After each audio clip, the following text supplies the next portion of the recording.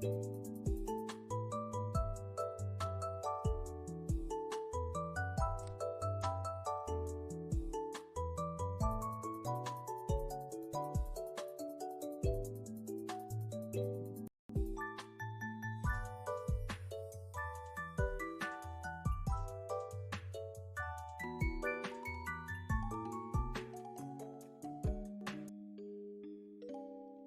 we're started, guys.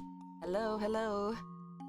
I believe this is like episode 5 of the. I can't even remember, guys. Sorry, my brain is just like at this moment. This is episode 5. Yes, thank you. I'm like my brain.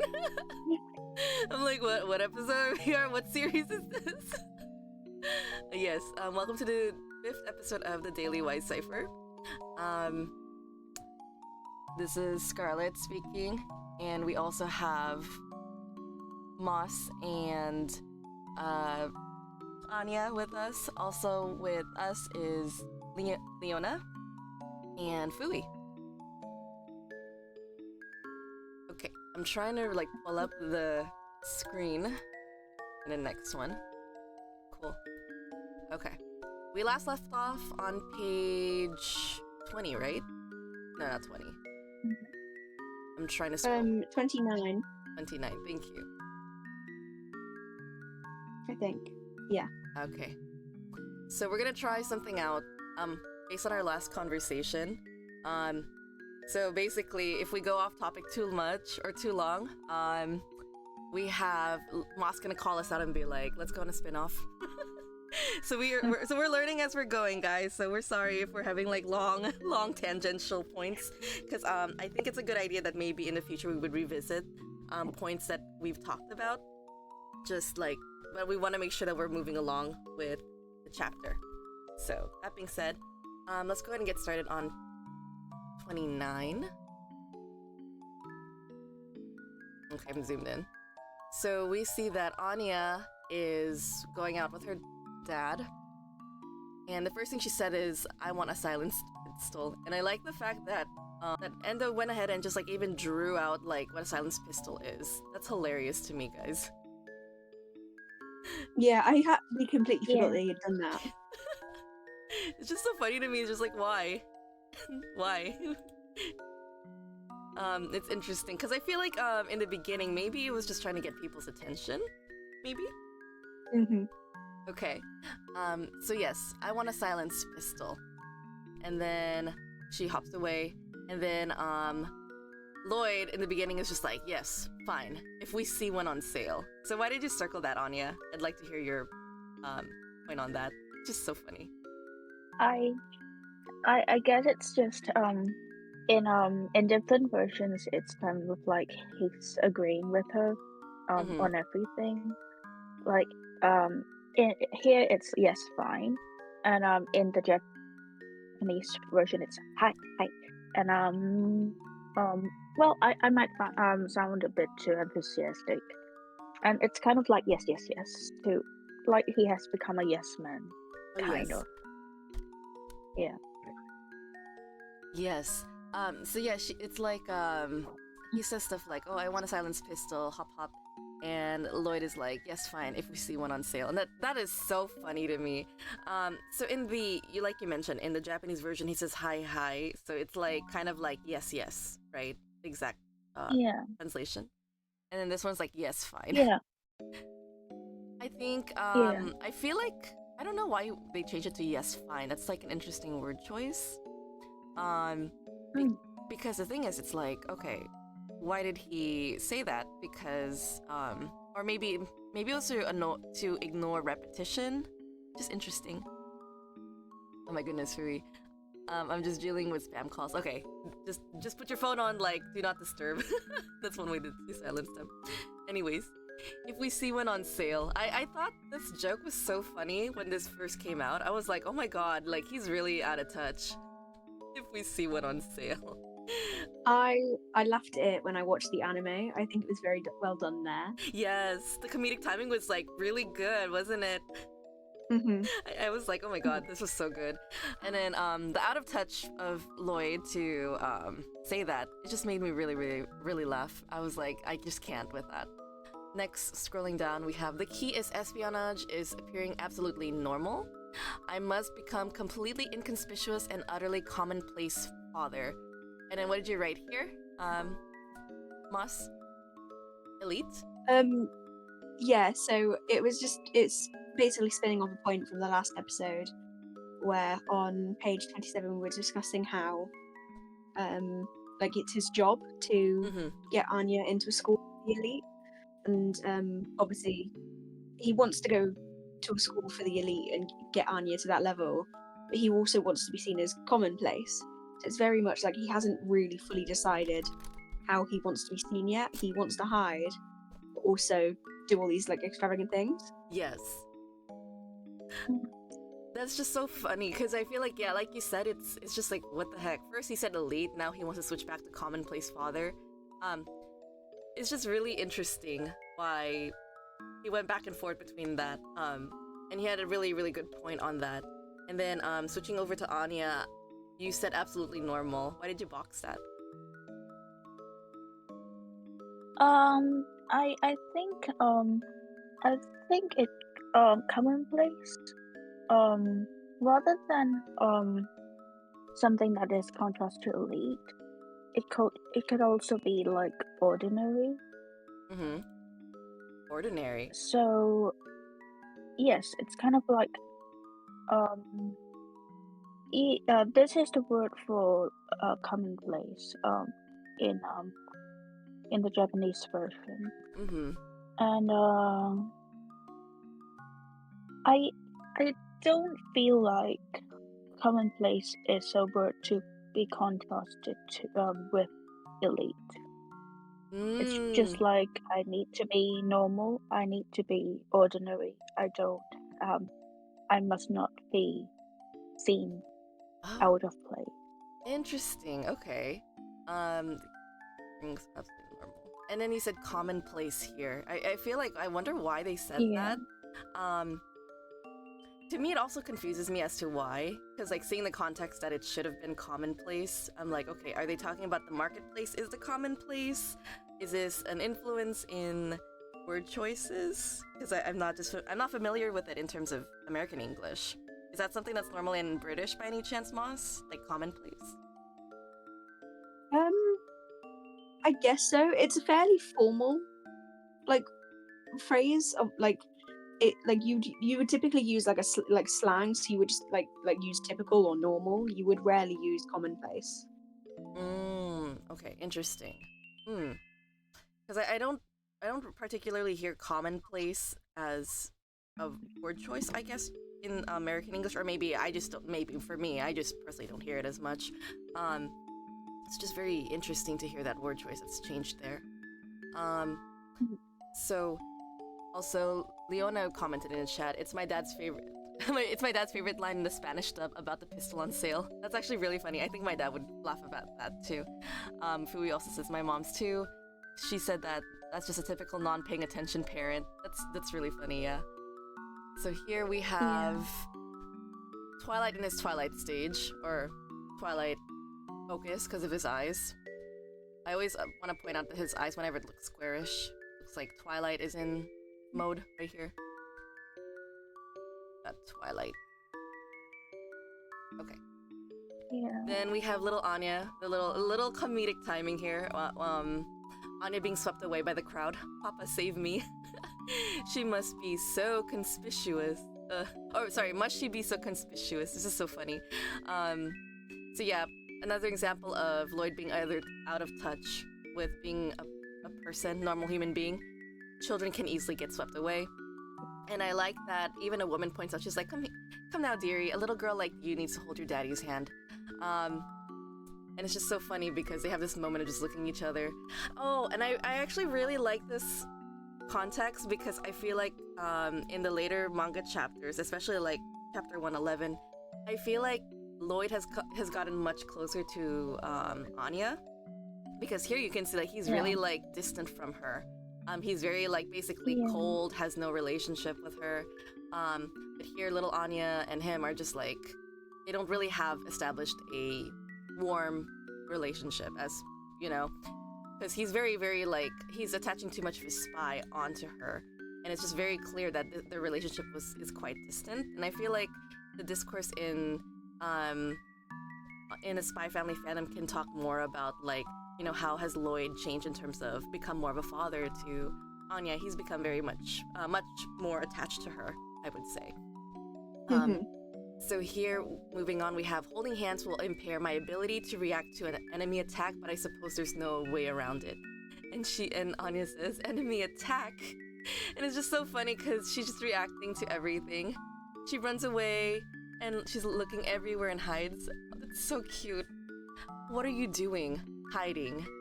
Does she hate me? This is the problem. I need to stay on good terms with the girl until my mission is complete. Oh gosh, yes.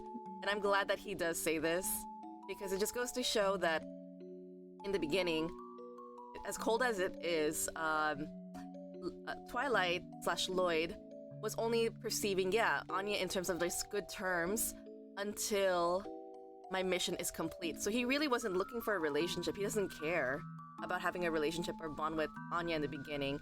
And did I do something to make her fear me? Was it too soon to hold hands?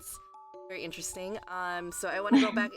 I want to go ahead and give the floor to Moss first, because she pointed out, does she hate me? Go for it.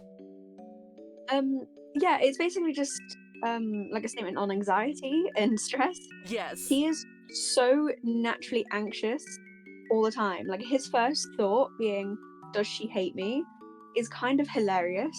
Yes. Because, like, with his job, he's not supposed to have those worries. He's supposed to have expectations and realities. It's not supposed to be so, like, personalized. But he's automatically got this anxiety over being hated. And obviously there is that link to, like, the mission rides on Anya, and if she hates him, then it can all kind of fall apart. Yes. But it was fairly personal. Oh, yes. Right, his first thought. It's so interesting that you point that out, and I feel like this is actually low-key foreshadow. Is it just me?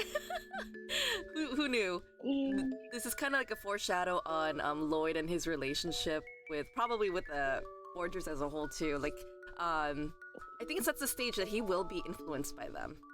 Very strong influence. Yeah. Yes, I feel like that's a very strong foreshadow. Oh my god, we didn't see this in the first chapter.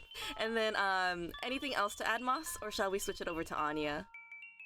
Yeah, hand that over to Anya. Okay, Anya, you said on good terms. You circled it. Why?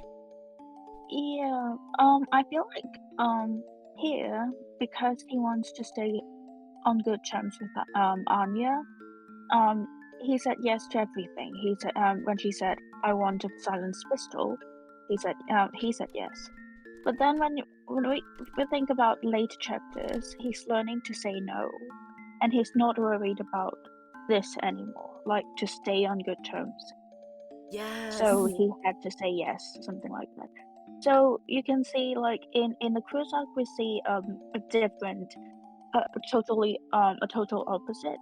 Like, here he would say yes to a silenced pistol, and in the cruise arc he won't even say yes to a skeleton keychain.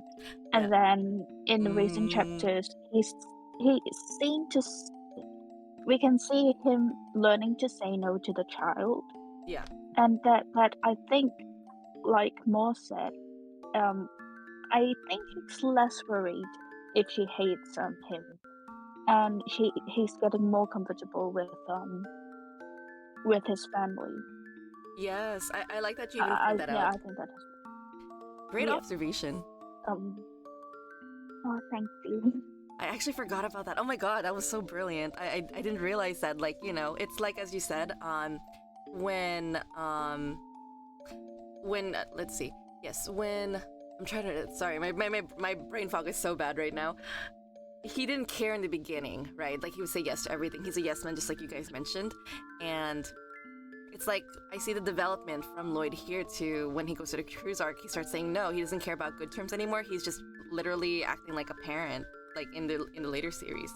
I also noticed that Emmy is in the chat. Welcome, Emmy. Hello to Gigita too, because she's there. see if I got everyone here. Fui says, I think he's always been anxious since the battlefield, but yes, he's not supposed to have attachments. It's spy work. At this point, he just sees her as a mission asset. He doesn't want to upset her, so she'll make his spying difficult. He's already not used to working with others, much less young children. Makes sense. And then Emmy said, I love this kind of analysis. Spy Family definitely has a lot to uncover if you look at it in depth, even more so regarding Twilight's character. I agree.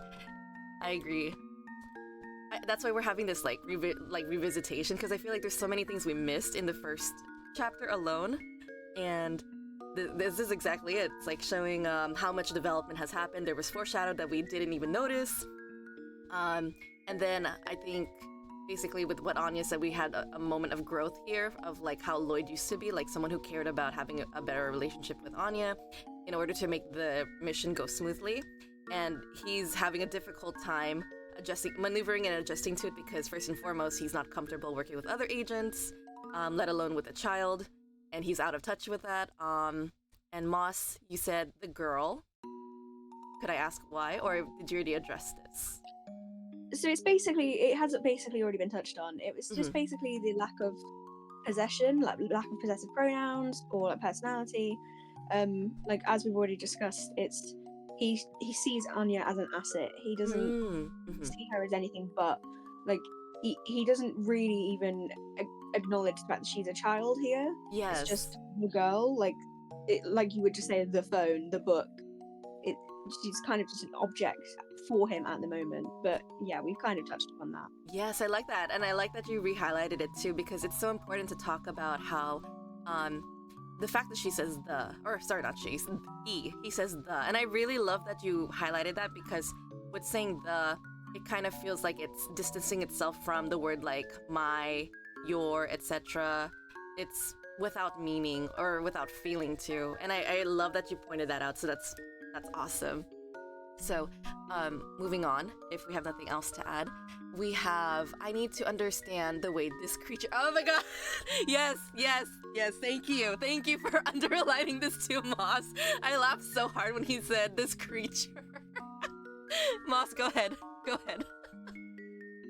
Again, it's kind of the same point, but it just really highlights his lack of understanding for children. Like he thinks they're a completely different breed. Like he's so detached from childhood as a whole concept. He just doesn't understand it. And just the phrase "this creature," yes, it's arguably hilarious, but it's also weirdly serious in a way of he just genuinely doesn't understand. And it's one of those things of, but like when you're like first reading it, you think, oh, this is really funny, and then you think, oh, that's something that we want to like kind of learn about. Why is he so detached from childhood? Why is there? And obviously we do learn about that, but at this point in time it felt very important. Yes, absolutely. And I really like the word choice that they use to like this creature. It really reflects the distance in relationship. Like he's really not seeing Anya as, okay, she's a child. He's seeing it in a way that's like yeah, this creature doesn't know what to call it, because he's not familiar with being a parent in the first place and all that stuff. Anya, I noticed that you typed something.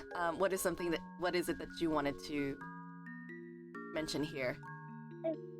I think he has this tendency to do that when he doesn't understand at all. Because in chapter 86, before going into the apartment, he said he needs to understand your, and the Japanese version uses these few words, which is mysterious ecology or mysterious way of life, which is I think later on he repeated the same thing, like I need to understand Anya. Yes. But I forgot which chapter. Yeah. So I think he has this tendency of doing that. And I think according to Eyes Only, it's because he isn't very rational and he doesn't like irrational things. Yes. But then, yeah, but then it's interesting because he isn't showing much like dislike, especially later on, Hmm. even when they behave irrationally. Yeah. Yeah, exactly. I really like. I'm like clinging onto your words in terms of like when you said like Lloyd was having issues with understanding Anya, and it's such a there's a repetition that he does say stuff like this, like I don't understand children. I think it was prominent still in the first few chapters of Spy Family, and then Yeah. he also indicates it again. Maybe I think much later. I can't like you said. I can't remember. I think I just have to reread the series and remember where it's from. But at some point, he just accepts that he doesn't understand Anya, and I think one of the most prominent ones where he confirms it is when he talks to Damien, right? He's like, I don't understand my daughter. Maybe that's the one you're talking about. He admits it that he still doesn't understand Anya. But I think it's just like he slowly is starting to get her with yours' help, sure. And I think it's starting to step away from this word choice of saying this creature, which is very interesting. And sorry, I think I missed what you said here. What is the actual translation of this phrase that you typed in, Anya?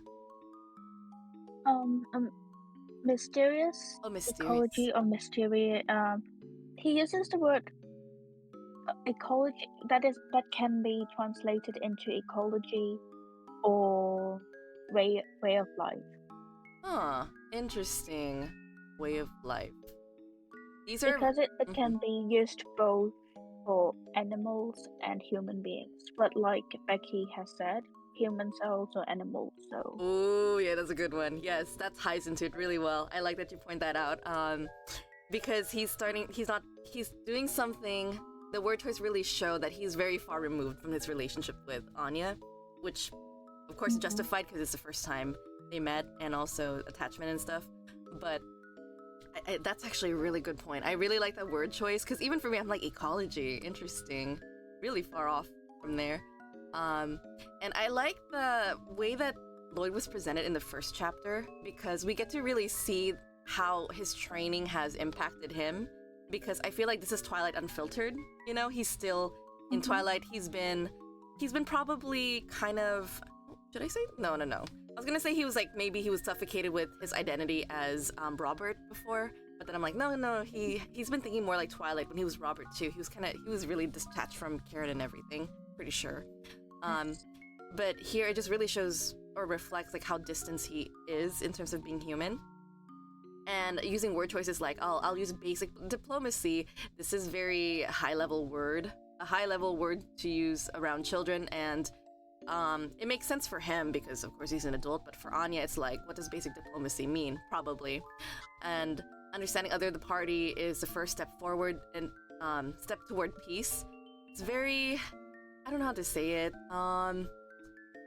It's very jargon based. I guess is the right word I wanted to say. Very jargon heavy. Just goes to show.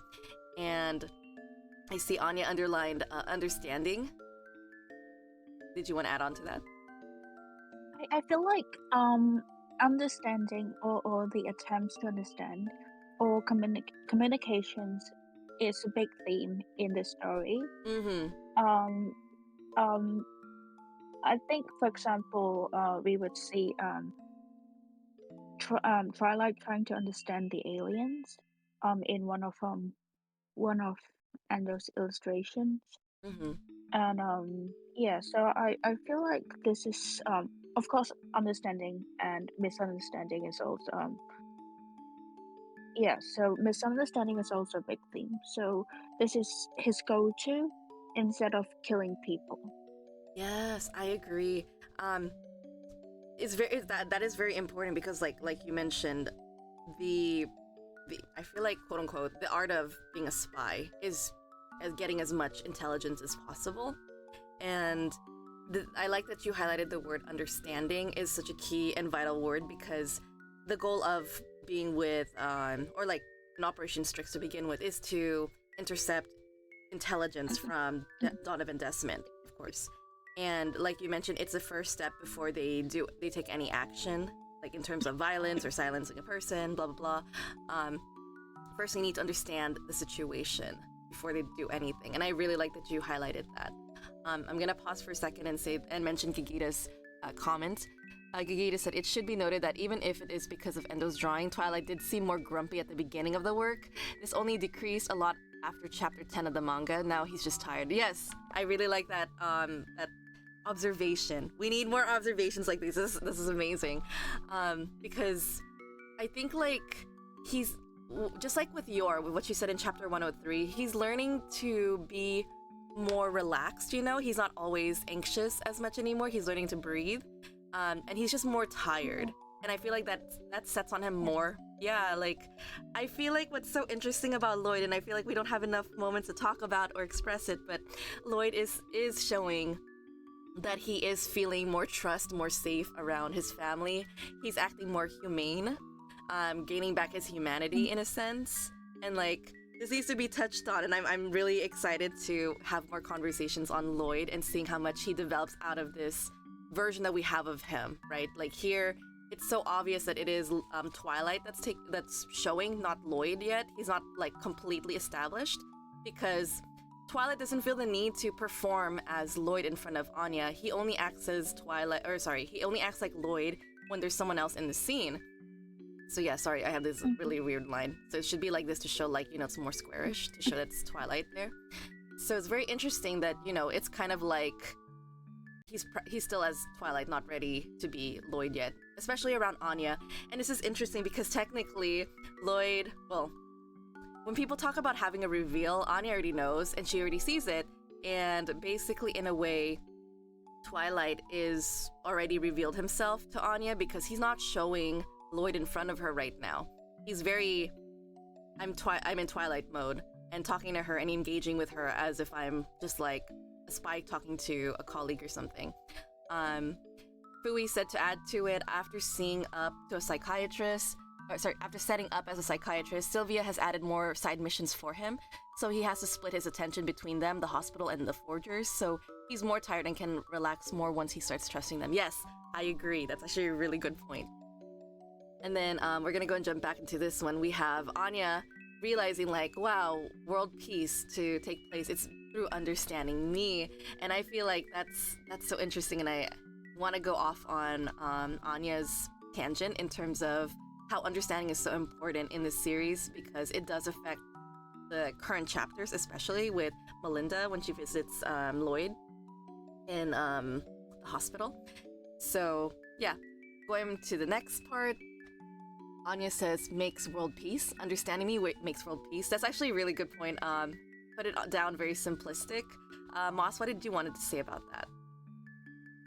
I just wanted to point out that this is like the first time that Anya ever really like talks about world peace. Yeah. But it wasn't Twilight or Lloyd that had given her this idea necessarily. Because obviously, as you can see in the panel above, he does say it's the first step toward peace. But she immediately jumps to world peace. Like she doesn't really know his job yet. From what I can remember from the previous episodes that we've done, we haven't seen him talk about Westania and Westella. Sorry. Yeah. We haven't seen him like talk about his job or like his past as a soldier. Not around her. Yeah. So the fact that she's jumped straight into thinking like world peace, it kind of puts into perspective of she's got a history. Like we know, like as readers that have read through the manga, we do know that the setting of the time, it's like post-war recovery. Right. But she's obviously still quite young here. So for world peace to be a major issue for her, it's just something to like think about, just something to point out, because like if you think about it, how many children do you know that would panic about world peace or like even really understand what world peace is like at the moment? Yes. Oh my god. I'm just like, you got a really good point there. Like, how would children react to world peace? Because I'm seeing it from like, I guess, beauty pageant, because they always ask those kind of questions when I watch like beauty pageant shows on TV. So yeah, world peace. Like, what kind of child would react to that? Except for Anya. And I like that she brought this up because it made me realize she probably heard this many times when she was, she was imprisoned with, we now know, with her mom. So this probably stood out to her like it's I don't know if you could say trigger Is it a trigger, would you say? I would assume so, especially because as we will later see, it really changes the way that she acts around people. Because her entire being ends up being about world peace, like becoming friends with Damien. That's a huge part of her. So I am assuming that him pointing out peace has then set her off a little bit, just to make her kind of who she is. Yes, and perhaps because she was, I think it was mentioned in the past. I can't really recall it anymore. But I think the scientist probably pointed out by saying that Ania is a weapon of war, so they were going to use her to quote unquote make world peace. And it's just the way people say world peace is like, okay, what are the intentions behind it? Because a lot of the times people don't talk about what is the intention or what does it take to make world peace. Like there is a sacrifice that must happen. Oh yes, Emmy, thank you so much. Yes, Emmy said the scientist did say about world peace with her, so no wonder she reacted to that. Yeah. I love that. Thank you, Emmy. Later in this chapter. Yes, especially in this chapter, right? So yeah, I just feel like, and it's just like such a good thing that Moss pointed out with world peace being very strong with Ania, because she knows world peace is synonymous with her existence in a way. So she really wants world peace too. Ooh, actually, it was an interesting thought. Maybe her mom thought about world peace too, right? Like maybe there's a different view of how it takes to get world peace. So maybe it's even more of a trigger word for her in terms of, okay, the importance of world peace means everything to her because it's not reinforced by just a scientist, but perhaps her own mother too. And then to see that connection made with Lloyd, it just reinforces that, okay, world peace again, my purpose in life again. And I think Ania really takes that very seriously because we do see her getting very competitive with her mom in terms of the mission, right?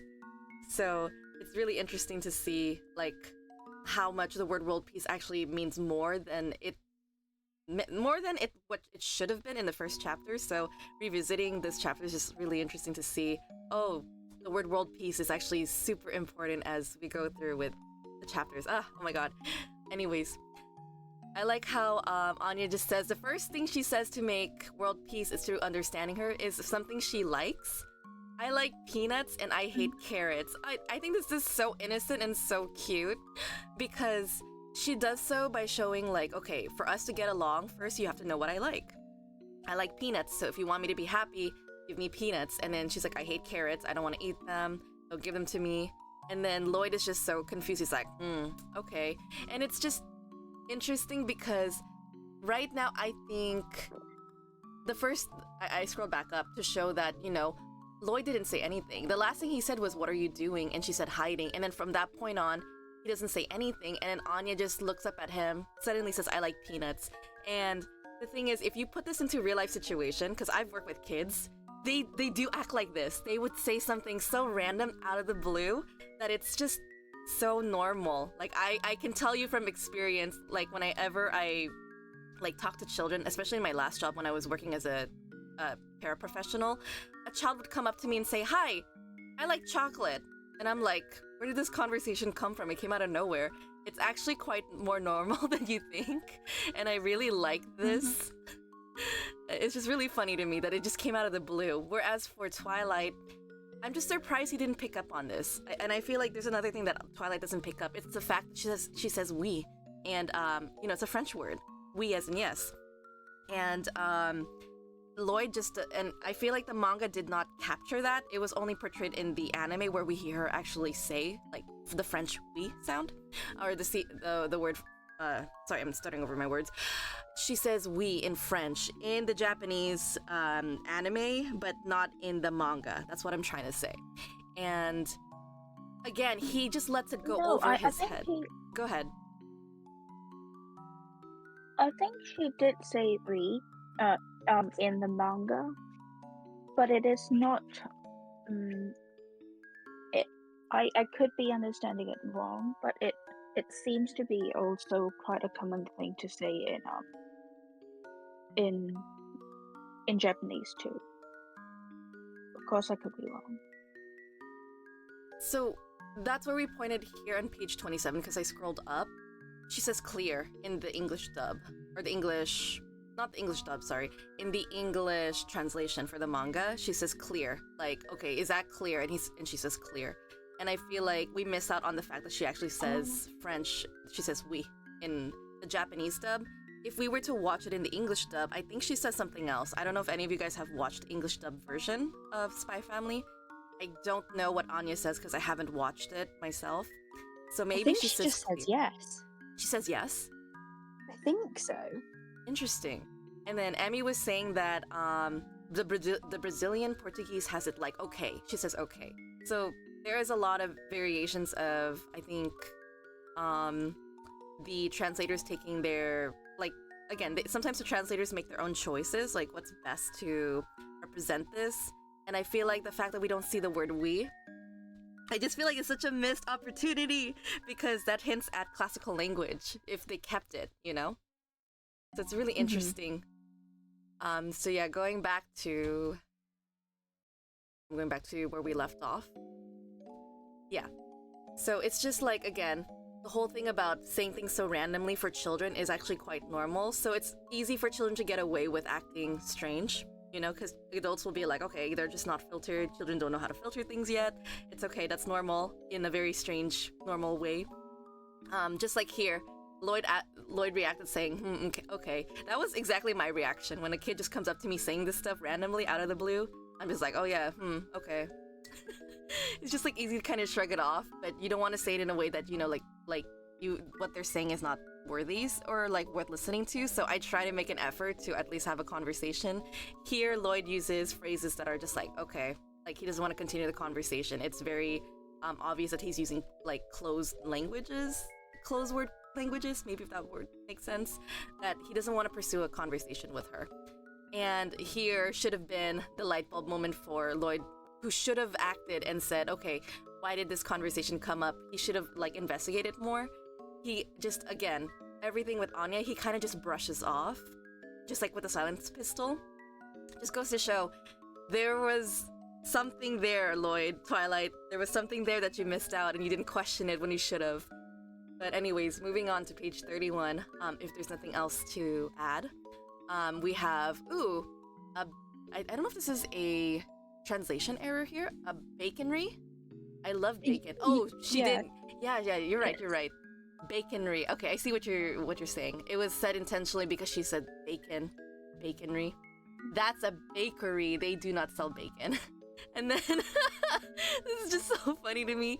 Twilight is just looking at Anya. Anya is so embarrassed because she portrayed herself as a genius child, right? And then now Twilight is just being kind of judgmental of her. And then now she goes up to one of the sellers because she wants the poster of Bondman, I believe. This, please. And then that cost 1 dalk. You can't buy it with a 10 pence coin. I remember when we got introduced to the monetary value, because, you know, it's always interesting to understand, like, okay, what are the words for monetary expressions? 10 pence coin. It's 1 dalk. And I was trying to remember, okay, 1 dalk, we have a better understanding, is 100. Is 100, right, guys? I don't remember. It's like the translation of 1 dalk is 1 10 pen? Maybe I'm going off with this. I don't know. I can't remember. The Becky chapter or somewhere has it. Maybe we could get back to it. I'll try to find it. Yeah, no problem. Thank you, Anya. Yeah, I think maybe on a spin-off we could talk more about the money, because I remember in this Discord we had who was it? It was, man, what was his name? Who found all of the money translation? I'm sorry? It's Raph. Yeah, Raph. It was Raph. Raph actually provided like all the monetary value, and he posted it somewhere. I can't remember where, but maybe it was under the latest manga discussion, I think, or maybe it was a reference. I can't remember where he placed it. In a manga discussion. Manga discussion. Okay, so he probably placed it there. So I'm pretty sure. Or the anime discussion. Oh, it's the anime discussion. Okay, we'll investigate that on a spin-off for sure. It's just it's just interesting. Sorry, go ahead, Anya. No, I mean, if you go to the anime discussion, using other devices, and scroll up a bit, you can find it. Got it. I'm just going to Or I'll just post it on the in a chat then. Perfect. Thank you. Yeah, I feel like yeah, you're right.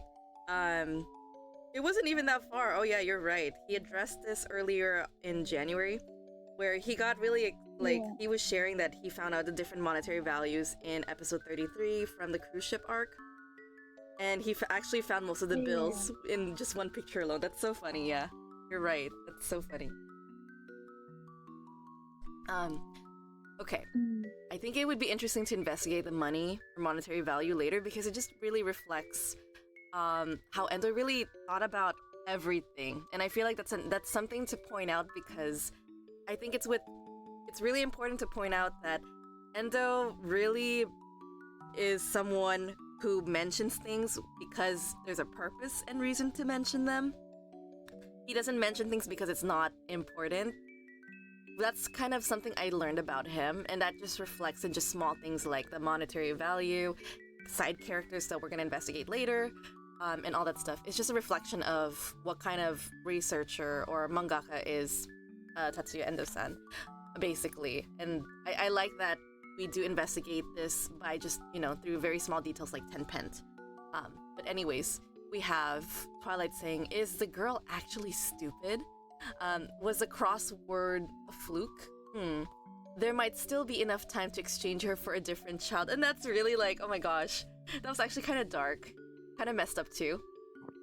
And I think this is really important to talk about in terms of when he said stupid, because I feel like Lloyd actually does use the word stupid again, and he does say it with your, right? During the car ride, he's like, "Is she actually stupid, or does she not realize, blah, blah, blah."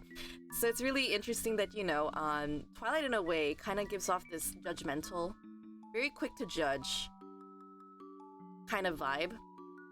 But I feel like as he grows into his role as, Lloyd, he's starting to be more self-aware, and he's also trying to be like more open-minded, people, especially the characters around him. So it's really interesting to hear, like, his thoughts are actually really harsh in the beginning, very, very harsh.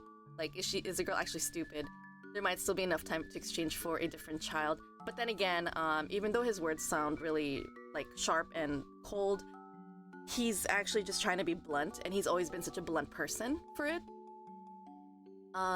Yes. Yeah, it's just very interesting to see, like, later down the line. I don't actually see him saying the word stupid, or I can't recall him saying stupid anymore other than those first initial chapters. Maybe he did say it with, who was that other agent that he was, like, breaking into? The old agent. Daylight, there you go. Was the it? Old agent. Yeah, the old agent. Agent Daylight or something. Daybreak, thank you. Yeah, thank you. I was like, it was day something. Yeah, I think maybe he does use it with Daybreak. That's all I can remember. And then from that point on, I don't think he usually uses the word stupid anymore. I think he really got accustomed to his role of being a psychologist or a psychiatrist. And basically, he's starting to be more open-minded, about, like, what people are saying. Also, I wanted to go back and mention what Leona said. As much as he brushed off her comment about peanuts and carrots, I think it's important to Anya that he didn't question her further. He didn't make her feel weird. We don't know exactly why she had been returned to the orphanage so many times. I'm assuming it had to do with her blurting out people's thoughts or response to other thoughts. Here he just accepts. Oh, but he goes calling her stupid. Oh, so IDK. I addressed in the last episode, actually, Leona, very briefly. I kind of have this impression based on what the narrator said and the way it's framed. It sounds like Anya purposely brought herself back to be returned because she was looking for the right caretaker. At least that's how it sounded like in terms of how it was presented. But in any case, going here, Twilight is thinking about exchanging her for a different child, and Anya is just basically just like her dad in a way. No filter whatsoever. She's not even trying to hide that she's reading his mind. She's just like, but the thing is, he's already showing enough body language that's telling her enough that maybe Anya probably feels more receptive. So maybe to Lloyd, he's seeing that Anya is receptive to body language, right? Because she must have been very traumatized for being returned so many times. because we can only see it from Lloyd's perspective in terms of how else can Anya read him really well. It's because she reacts to his reaction, probably, is probably what he's thinking. But we all know that Anya is responding to his thoughts. Emmy says in Brazilian Portuguese, he says, could it be that she's not that clever? I actually found it's less reason calling her an idiot. I agree. So yeah, there's a word choice, and this is why I'm like always pointing it out in terms of linguistics and of course also in literature. There is more than one way to say things in language. So to call someone stupid, there's an intention to show how really cold and like, you know, like inconsiderate, maybe judgy Twilight was towards Anya, whereas I feel like other people or other translators, whenever they translate this section, maybe they're using softer words, like saying, oh, is she really not clever, for example, to show that he's really not that mean of a person. So it's just really reflecting the word choice. I feel like I think it was Casey Lowe who translates them into English. She's really trying to capture the essence and person of who Twilight is, and I feel like the real Twilight is probably kind of like, not gonna lie, he sounds like a jerk, but it's mean in a very very straightforward kind of way. That's what I'm trying to say.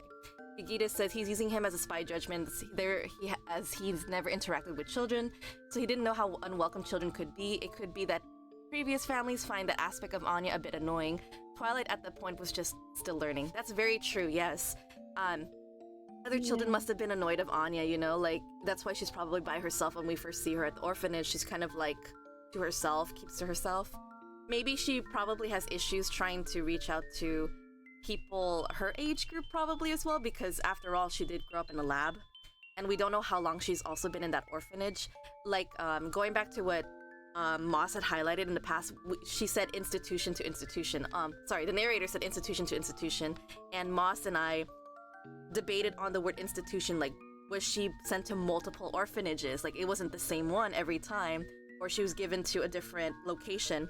So we really don't know how many places Anya has been in that amount of time, you know? If she's been returned 3 times, we don't know how much time that took. We don't know if it's just been months or weeks. There wasn't any explicit explanation on those dates, so it's very interesting to see all that.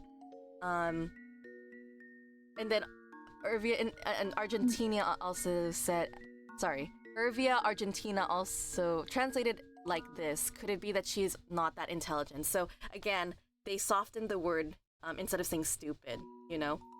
Because stupid is such a very strong word. So it's very interesting that in other versions, they're using non-harmful words like, is she not that clever? Or is she not that intelligent? It's very interesting word choices here.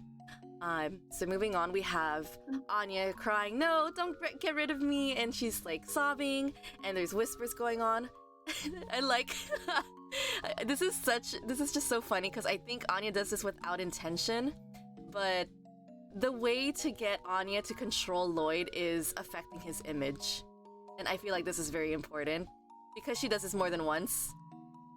And whether it is intentional that she has picked up that that's a good idea, but the fact that other people are saying, oh, what a horrible parent, because she's sobbing and saying, don't get rid of me, Lloyd is now forced to react and behave, you know, better, because to maintain his, like, image for the public, because after all, at the end of the day, Twilight really cares about how he represents himself to people.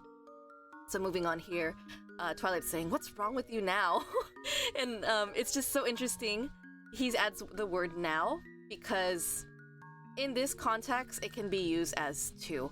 Like, earlier you were acting, what that was wrong with you, was acting like that out of the blue. Now, and then you hit under the table, that's another one. So what is wrong with you now? Like, what else is there to add to why you're being so confusing? I don't get you.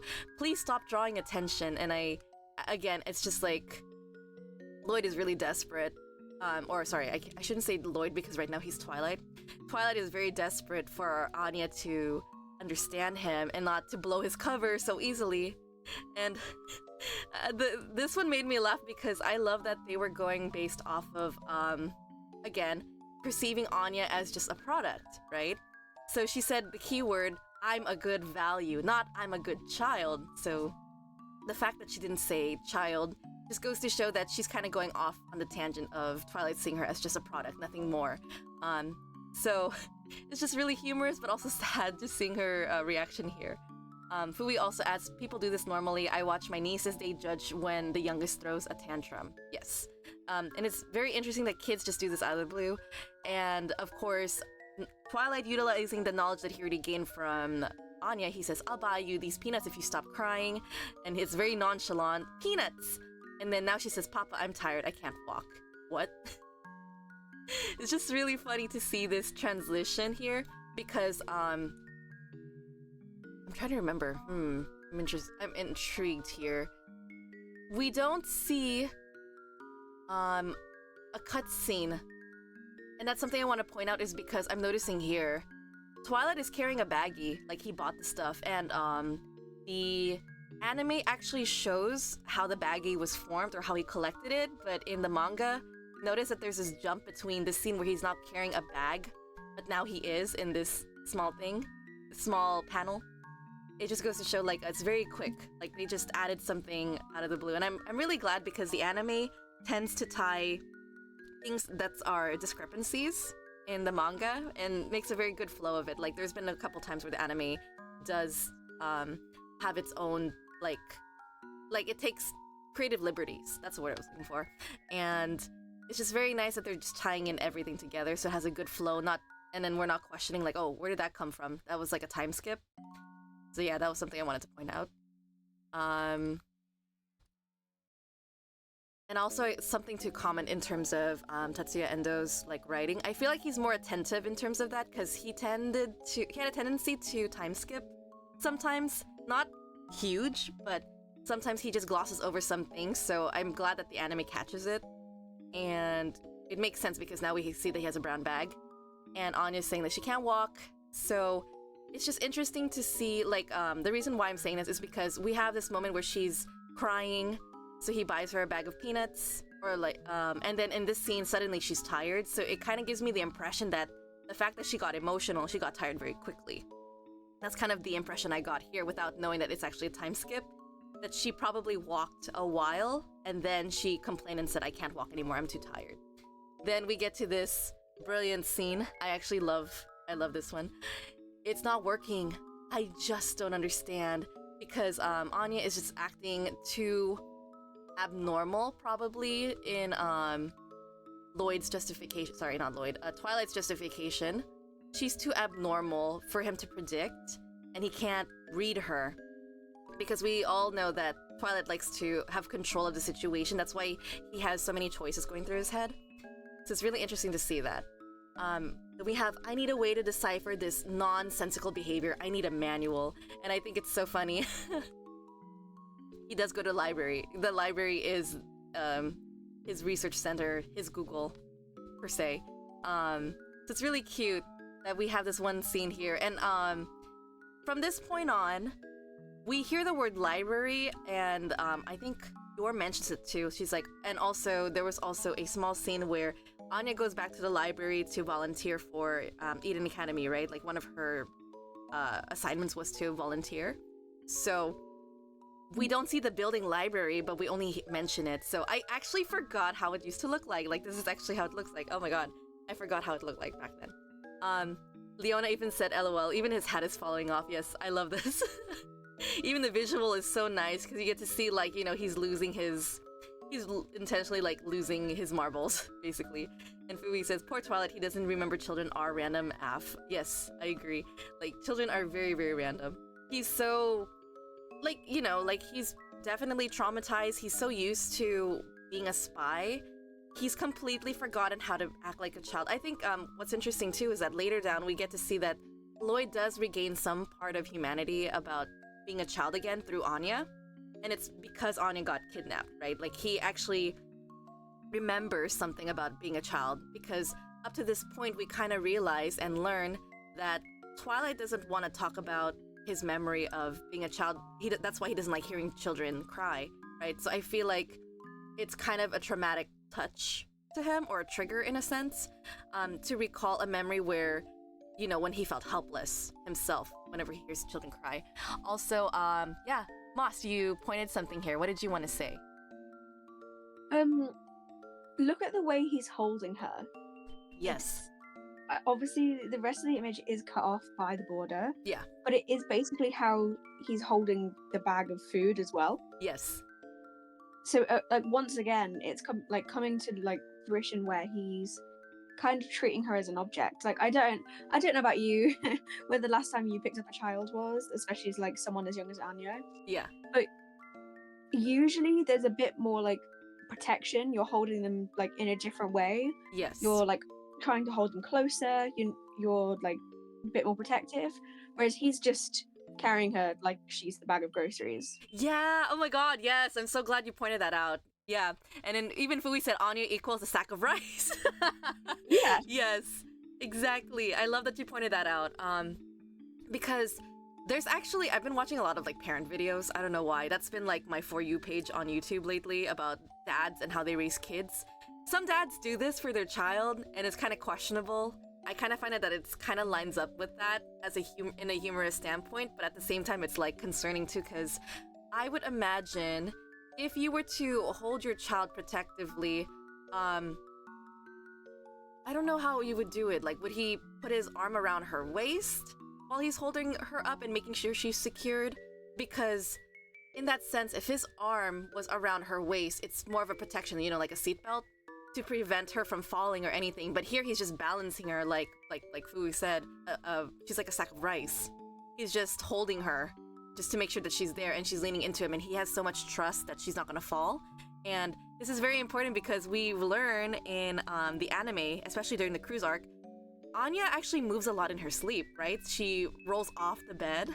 So this should have been a concern that maybe there's a possibility that Anya could move while she's sleeping, or maybe if, let's say, Lloyd is walking, he could unintentionally drop her because he trips on something, his foot catches something.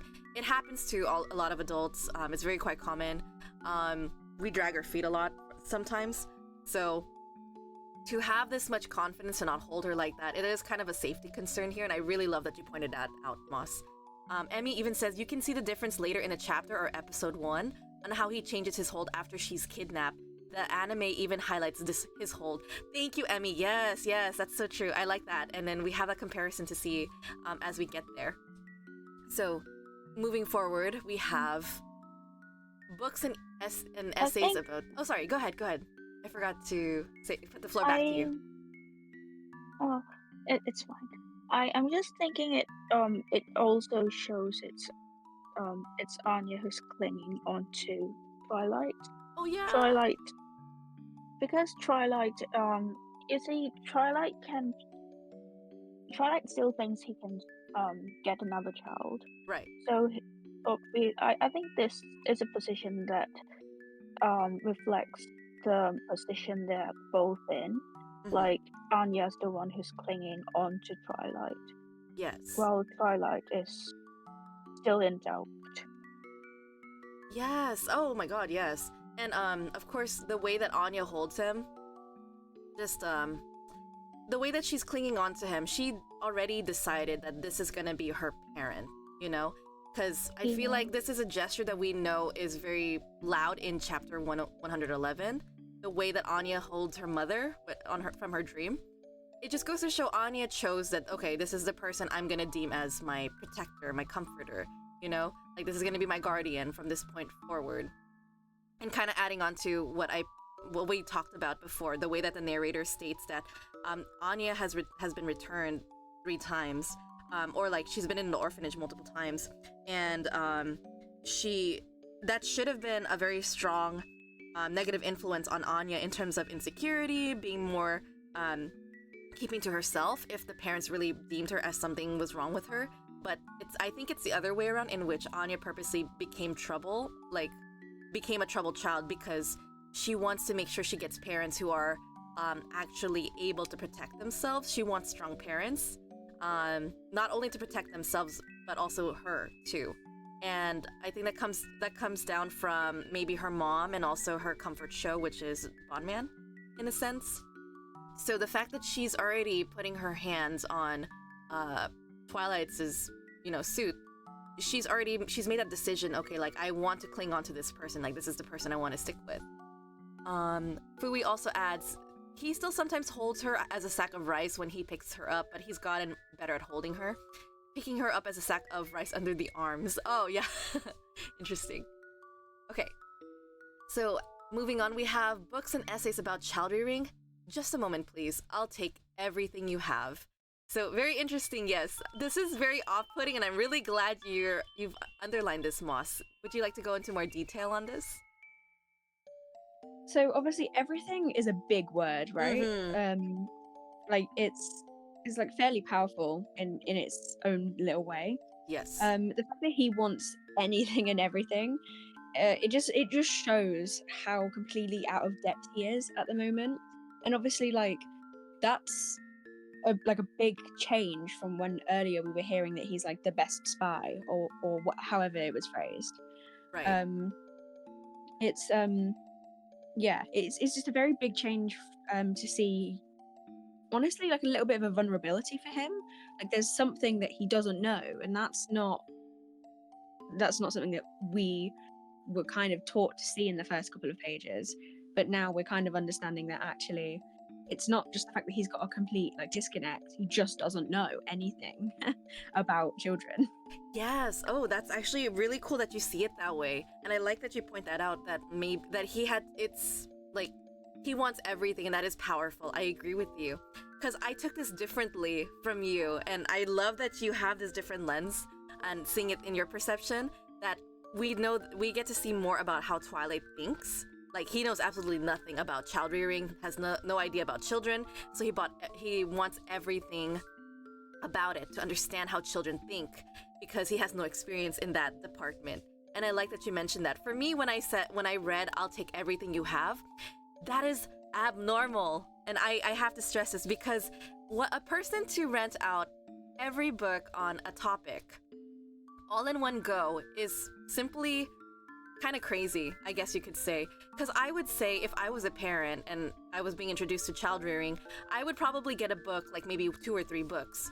But for someone to say everything, that's kind of abnormal. That's why I was trying to highlight that and say there's something abnormal about a person getting these much books. Like, thankfully it's like 1, 2, 3, 4, 5, 6, 7. Okay, take it back. 7, 8, 9. That's 9 books, guys. 9. And I'm just counting it here. That's 1. This is 2. This little thin one's 3. We got 4, 5, 6, 7, 8, 9. That's a lot of books all in one go. Sorry, and like writing like circles here is just making my thing react weird. So it's completely abnormal to have someone get all of the books and take them home. Then again, we see in the anime that he reads fast, right? Yeah, I mean, I do that. I used to take a suitcase to my university libraries, and I will get all of the books. Okay. So I really don't see any problem with I'm so sorry, Anya. I just think, like, I'm so sorry. I didn't mean that to do it in a way to offend you. I am so sorry. No, it's not offensive. I just find it very funny. I mean, if you're passionate about it, then that's fine. I don't mean it in any harmful way, but I just think that, I think for me, because I've been to libraries a few times, the fact that I have a library rental card and stuff is supposed to indicate that, you know, sorry, the music just jumped. I'm gonna go ahead and jump back here just to fix the music. There we go. What I wanted to say was that with Lloyd renting out all the books, I would not take it as you should or you have to rent out all of the books in one go. That's why you have a card. Like, you're gonna come back multiple times. You're gonna come back here for references, you know? And I feel like with modern day, I feel bad for libraries, because everything we can access is now on Google. So for those who really like books, physical books, and the cathartic experience of being in a library, it's always going to be there, which I'm thankful for. But it just feels like nowadays, I feel like it would be questionable to have someone bring home this many books. Maybe back in the day, maybe it was much more normal. But yeah, I'm just going based on my experience going to a library, that my parents would always tell me, you don't need to bring that many books home. get it next time, which is really interesting. And that's why I thought this part was abnormal to me, is because of the fact that my parents tell me I don't need to bring home like 10 books every time from the library. They always tell me bring home three to five maximum, because you don't need it. Number two, you're gonna lose it, because I'm a child. I was a child at that time. So they would say stuff like that, like don't bring out or take home as many books needed, because after all, you are liable for the books' protection and their quality. So, and you also get charged if the book is harmed or, you know, destroyed in any way, of course. So it's very interesting to me that that's actually from my experience, at least from going to a library. And in Anya, you have a different case. Go ahead. I guess it's because from the perspective of a researcher, especially I the things I work on don't usually have electronic databases, which kind of suits what Lloyd is facing at that time, which is they don't really have internet.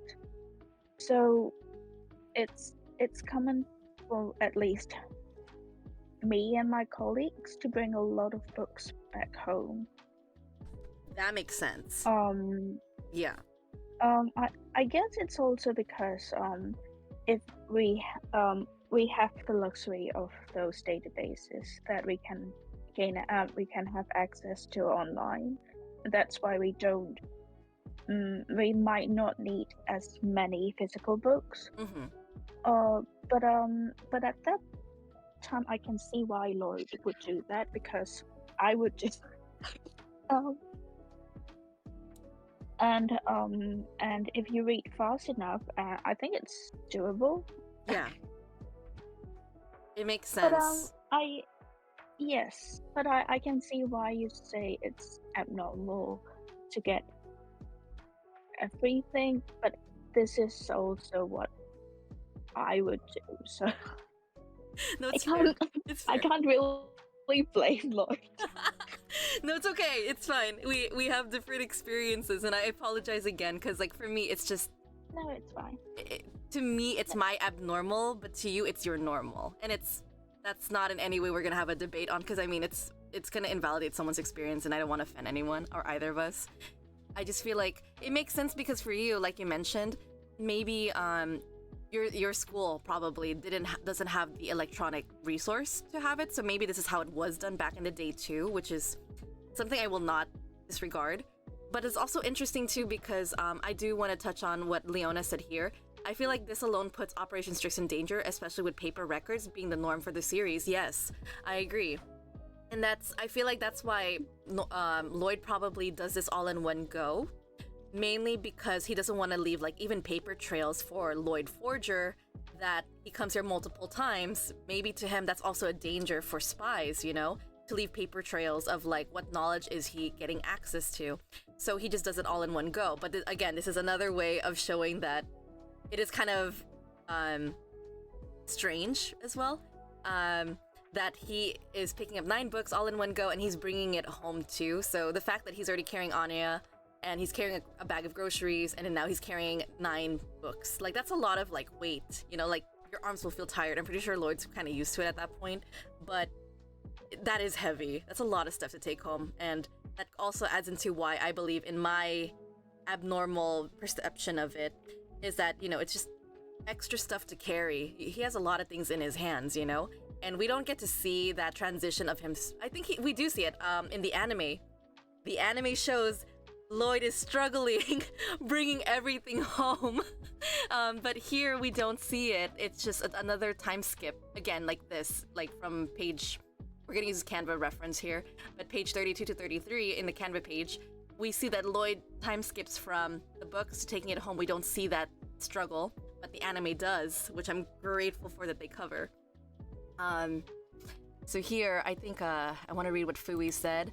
Well, we don't know if the scientists are still looking for her, so it makes more sense that she chose protectors as parents. Yes, that's right. Going back on the topic of why she chose protective parents. And Leona says here, she adds on, in my experience, books would have been stamped on the inside with the name of the person checking them out. Yes, and the date, creating a minor trail or the items checked out. Oh my god, yes, that's exactly what I was saying. Because I remember back then too. It feels so... I feel like my age is just really showing, because in the early 2000s, we did that too. Like, the librarian would stamp the book. They had these little cute stamped book cards and stuff, and you would have to write your name on it, and they would stamp it to show that whoever got the book. And in a sense, that is leaving some paper trail for Lloyd Forger, and that is dangerous. So to do it all in one go. I feel. Go ahead. But I feel like it's healthy for Lloyd to leave paper trails, especially I think because, like, for example, now someone is suspicious of Lloyd, and then just happens that Lloyd doesn't leave paper trail. I think that is not that. On the contrary, I don't think leaving paper trail in this way is that bad. Yes. I agree with you, and I see where you're coming from, because it goes both ways, right? Like, in one hand, preventing paper trail because assuming that the roll's gonna be quick. I think that's why he did it all in one go. Is that maybe to Twilight, he understands that this mission might happen or like be over very quickly based on his experiences, right? He completely misunderstood how much longer it would take for him to accomplish Operation Strix or be successful in it, because he didn't put into factor that Anya was going to be a problem for him, right? So he does change the way that he goes to the library, because we do hear, I mean, we don't really see it, but I would assume that he does have more multiple trips with the library because it's now synonymous with the forgers themselves. They go to the library a lot because Anya likes reading mangas and books, and Yor also mentions it in the cruise arc that she has to return books to the library, right? So it just goes to show that now they're making it their normal. Like, it's the forger's normal to go to the library, whereas Lloyd initially believes that this is going to be a very short-term mission. So he behaves like that. I don't think so. I don't think it's a short-term mission. The thing is that because it takes at least months, 2 months or one month for Anya to get all.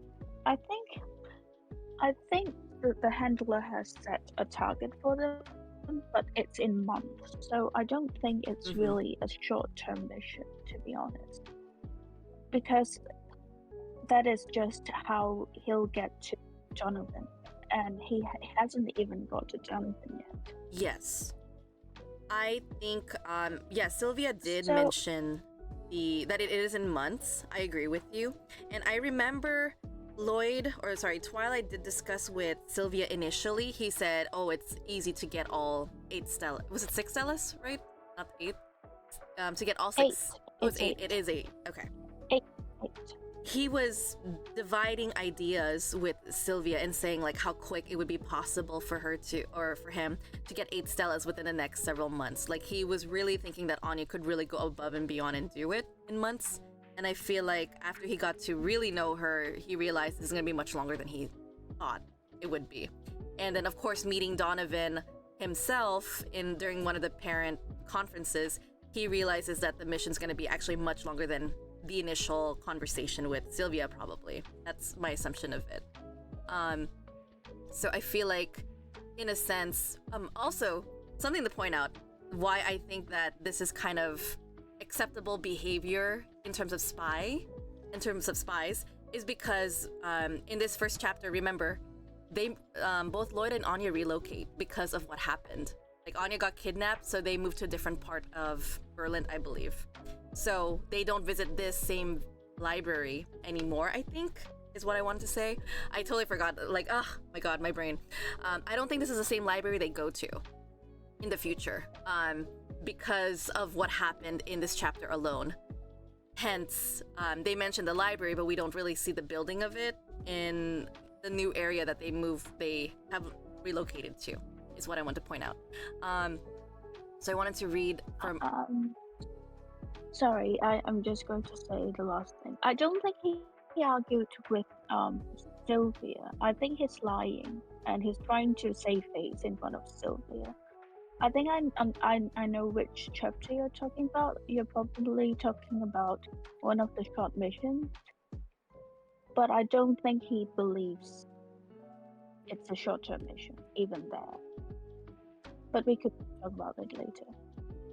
I think what I was trying to, because like what I'm realizing from the discourse as well is like maybe there is, I should double check this too. What defines a short mission, and what defines a long mission? Because sometimes short missions could be perceived as maybe months is considered short versus long. Long term is like 5 years and above, maybe. That's what I mean by like maybe Lloyd probably perceived Operation Strix would be accomplished in the next several months, like under a year or so. That's probably what he thought. And maybe I don't know, in spy jargon, maybe a year is considered short. Maybe, I don't know. That's the thing I want to like double check myself on. And whereas long term would be like greater than 3 years. That's what I was thinking in terms of the discourse on what is considered long term, what is considered short term, etc. And then I also wanted to read what Leona's saying because I see the chat is popping off. Leona says, I think the suspicion would come from the thought of Lloyd Forger having had a child for a while. Why did he check them all out in one go on this one day? Yes. And that's why I was thinking it just ties into his identity as a spy. Like, he felt the need to have all the knowledge all in one go. It's just probably his character, too, that he just wants to have access to all knowledge. Fui adds he's essentially living a library trail, hospital records, checkup records for Ania. He was told Strix could take years. Oh, that's normal. Okay, there you go. Thank you. So that's normal. Him checking that many out, people would assume that's when his first wife died. Oh, okay. That's a good point. I like that you point that out too. I'm thinking too much into the spy perception.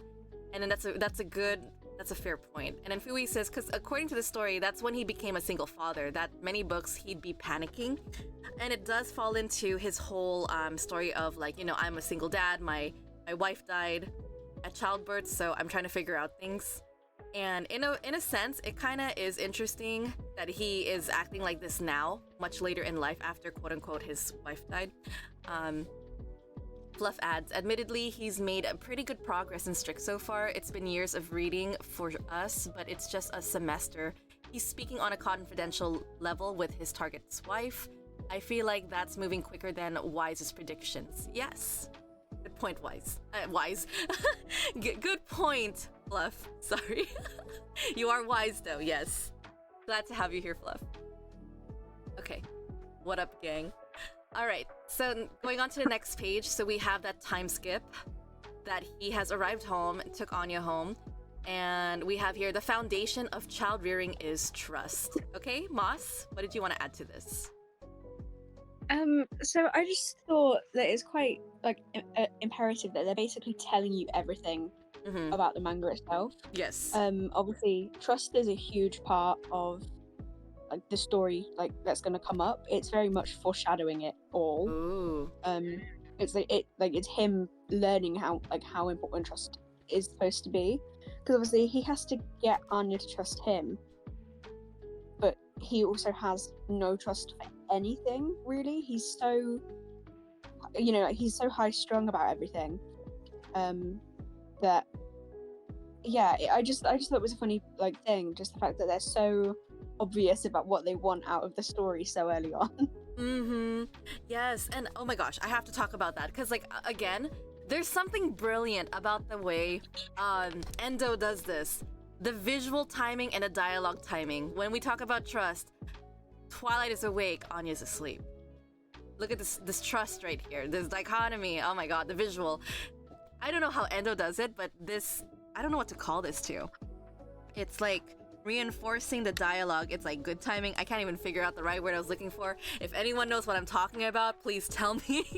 I'm like, I can't find the right word, but it's just this coincidence of like this visual supporting the dialogue with trust. It's like a very, just like what Moss said, it's very meta.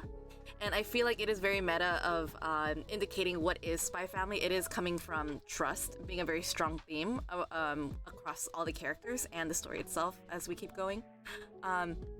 Emmy also says, it's like Endo wrote these lines to foreshadow the foundation of the entire series. Yes, I agree with that. Exactly what like Moss said. It's such a meta thing to see as a foreshadow to indicate what is spy family. It's gonna be based on communication, on trust, all that stuff. So it's such a meta thing to mention here. And of course, the visual cue here is just chef's kiss. French kiss, sorry. Chef's kiss. My bad. My brain. Instead of scolding to understand them, consider each situation from the child's perspective. Children might not be able to convey their feelings verbally, so try to sense what they're experiencing. To think that all of the world's parents are undertaking such a difficult mission. Yes, I love this word choice. It's so funny because he really puts a lot of weight into parents who really like who do their job as being parents, like taking care of a child, which is actually one of the most difficult job in the world. I agree with all parents, and of course, being a teacher formerly for students, how parents raise their children impacts me in the classroom because how they treat me, respect me, and whatever.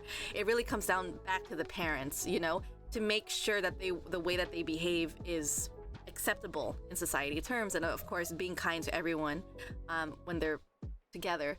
I want to pass the floor to Moss. What did you want to say since you underlined the word difficult mission? It's just the fact that he refers to so much of life in his work terms. He sees parenting as a mission, and obviously to him at the moment it is, but he just so far, for all we know, his entire life has been about Wise. It's like he doesn't really see himself outside of being a spy. It's something that he's trapped himself inside of. He's as if he's hiding. Yeah. It's so interesting that you say that. You said that he trapped himself while he's hiding. Like as a parent, is what you mean? No, basically, he's hiding behind his job from kind of reality in a way. Oh. He's treating being a spy as the one and only purpose of his life.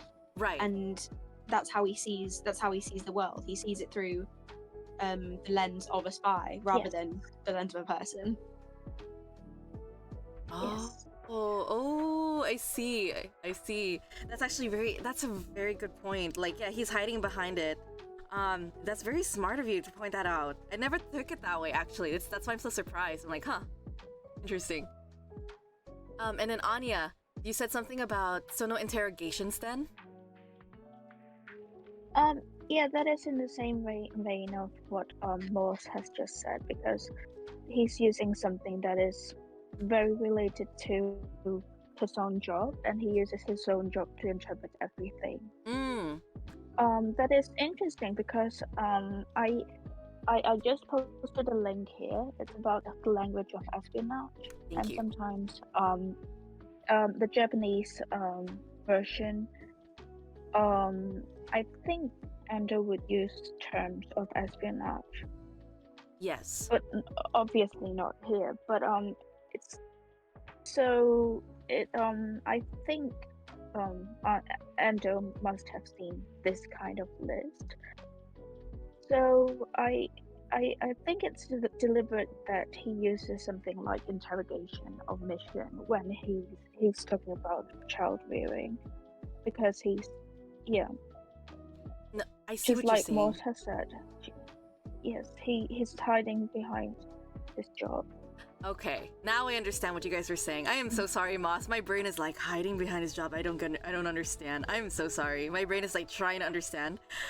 But now I see what you're trying to say. You're saying that he's using his job, his lens as a spy, to justify explaining everything for him because he doesn't understand the role of parenting. I see what you're saying. I apologize. I was I don't understand what you're trying to say. I'm so sorry.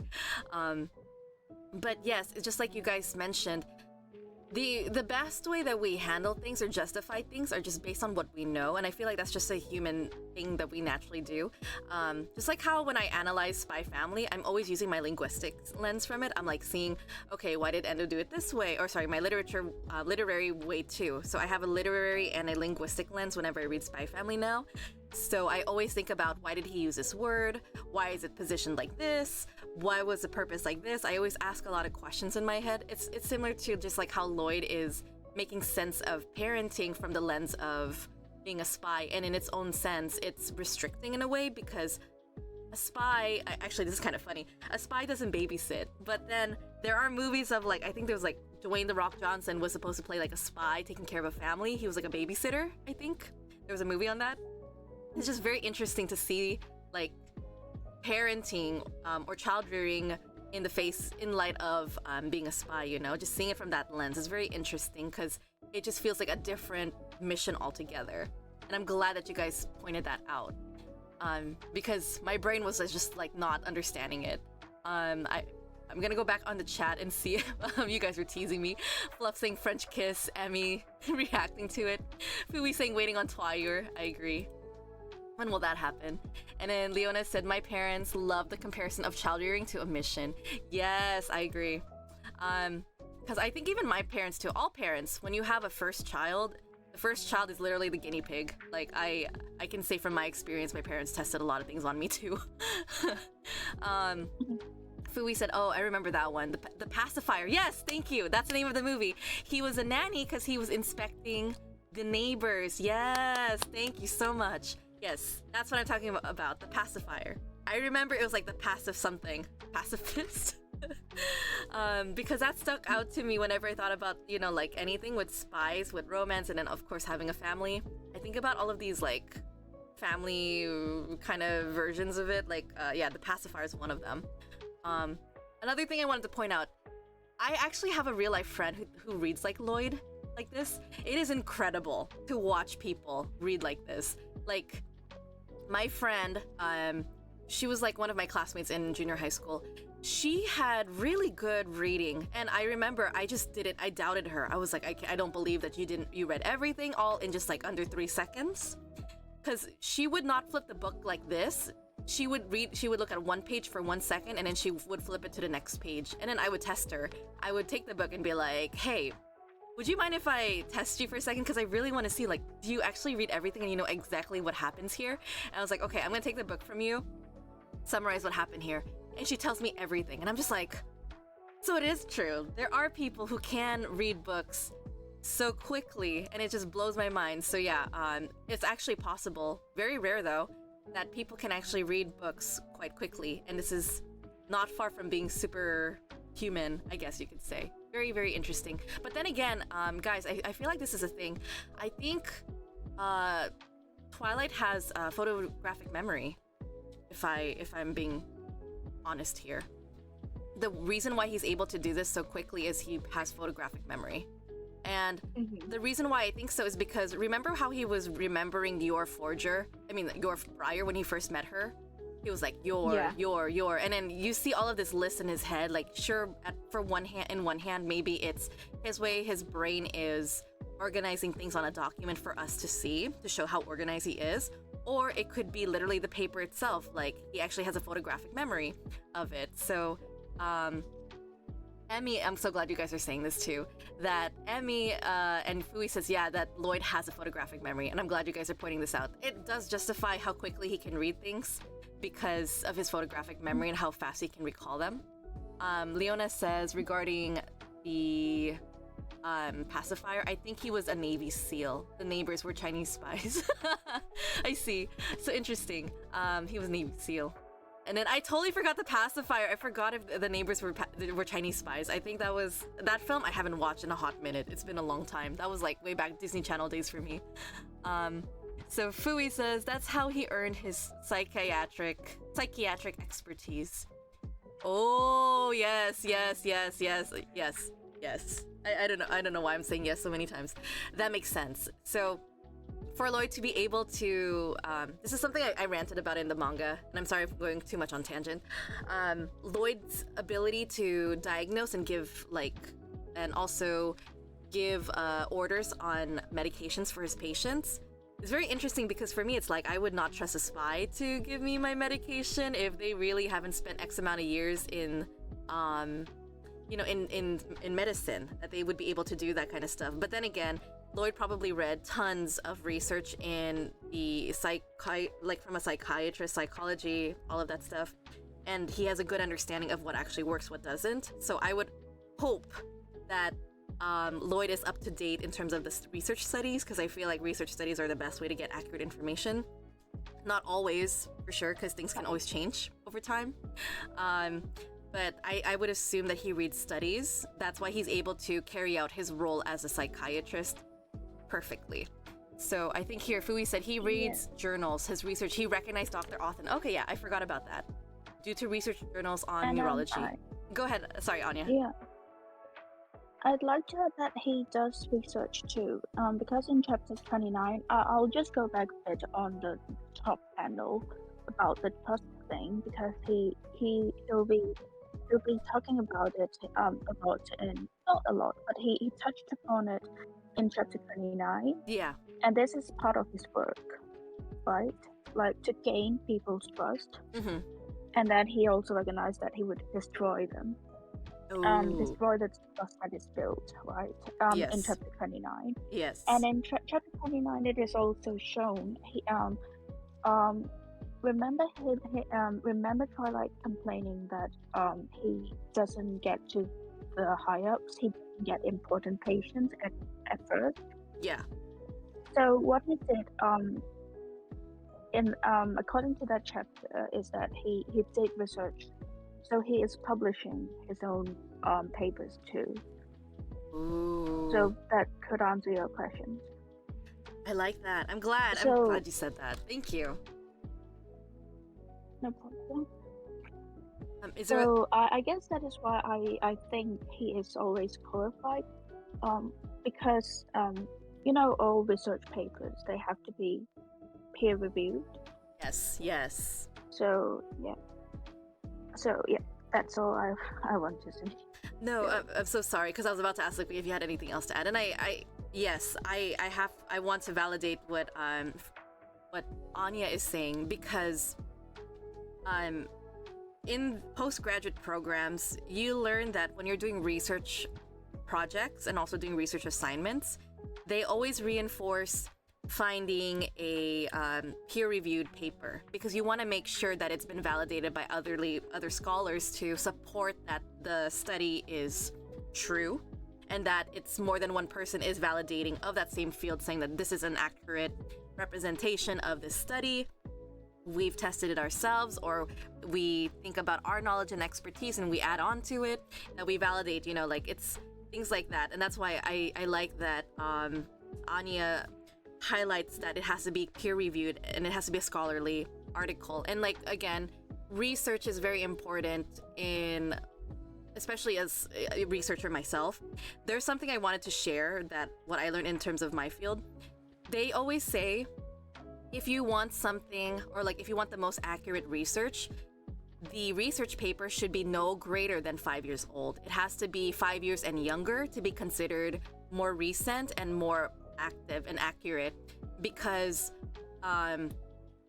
anything that's above the 5-year mark could be a question of reliability, because we don't know if 7 years later that research is still accurate to this day, or maybe there's been changes. That's why there's a lot of revisitation projects. There are people who repeat the same research again after 7 years to validate if it's still applicable to this day. So we have a lot of those kinds of research that's very common, and it's very interesting that to have that conversation and to see how it's being applied in Spy Family. So like what Anya said, Lloyd does put in the research, and we have that validation with the Othens when they do come in the later chapters, that he recognizes him, he's read his work before in the past, which is interesting, and I like that. Love that detail, because I missed that. Also in the chat, I wanted to also read here. Fui said yes, he read journals, his research, he recognized Dr. Othen, or due to research journals on neurology. Leona says, I think its psychiatry work is a good fit for him because he has an affinity for being attentive to human behavior. Yes, I agree with that. I like that. It would be it would be key in knowing how to take on so many personas. I like that too. Yeah, I think psychiatry really lines up with Lloyd. Like maybe if he wasn't if he didn't take down the path of being a spy, I really think maybe he would have been a really good psychiatrist, you know, as a normal person. Fui says he's basically qualified for peer review. I agree. Definitely for Lloyd. His photographic memory and perhaps really discussing to people and like rubbing shoulders with these people probably could qualify him as a peer review because he has connections. I think what really comes down to Lloyd and why I was kind of skeptical of him being a doctor was mainly because he doesn't have enough experience in the field. His experience comes from paper. So it's more on theory and what he reads versus application, you know? And that's a different kind of playing field, I would say. And Fui says, and I agree with Leona. He's very detail-oriented. Psychiatry is a good fit. He just needs more experience. Yes, there you go. So yeah, you address the same thing that I was saying. And then Gigita says, just like the profilers of Criminal Minds. Yes. Yes, I like that. Yes. I used to watch Criminal Minds too. But anyways, going back here, for the sake of the child's future, cultivate self-esteem in them. A child who has confidence in their ability to solve their own problems will in the future, and then he finishes off there.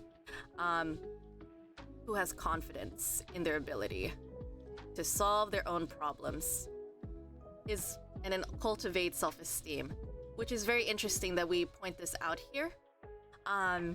Because after Lloyd reads this, for sure, he does become more attentive of trying to... I don't know if I would say he is trying to. He does his best to give Anya confidence. That's one thing I want to highlight. Like, for example, Anya sucks at studying, right? That's not her forte. She hates it. But he's doing his best to make her become more intelligent. But the thing is, Lloyd doesn't know how to react when a child is not cooperative when it comes to that, or it's not her forte. Because I feel like for Anya, and this is something I also notice as a teacher, children don't really feel a purpose for learning, at least from the students that I've worked with. It's really hard for them to put a purpose to what they're doing. And I feel like this is also very important to highlight because Yuri Breyer also shares so much insight on this too. The fact that if he puts a purpose to what he's learning, Yuri was able to become intelligent, right? He's really smart. He skipped so many grades because of his intelligence, because he put so much purpose behind why he's learning something is for the purpose of bringing a better life and helping his sister, because it was just the two of them, right? So he has a sense of purpose. That's why his grades reflect that. Whereas for Anya, she has a much more negative perception of studying, which we will address later, and I don't want to go off too much on this tangent. But for Lloyd too, Lloyd sees things similar to Yuri, where knowledge and intelligence is very important in his field of espionage. So that's why he's very on top of staying knowledgeable and well-informed with everything.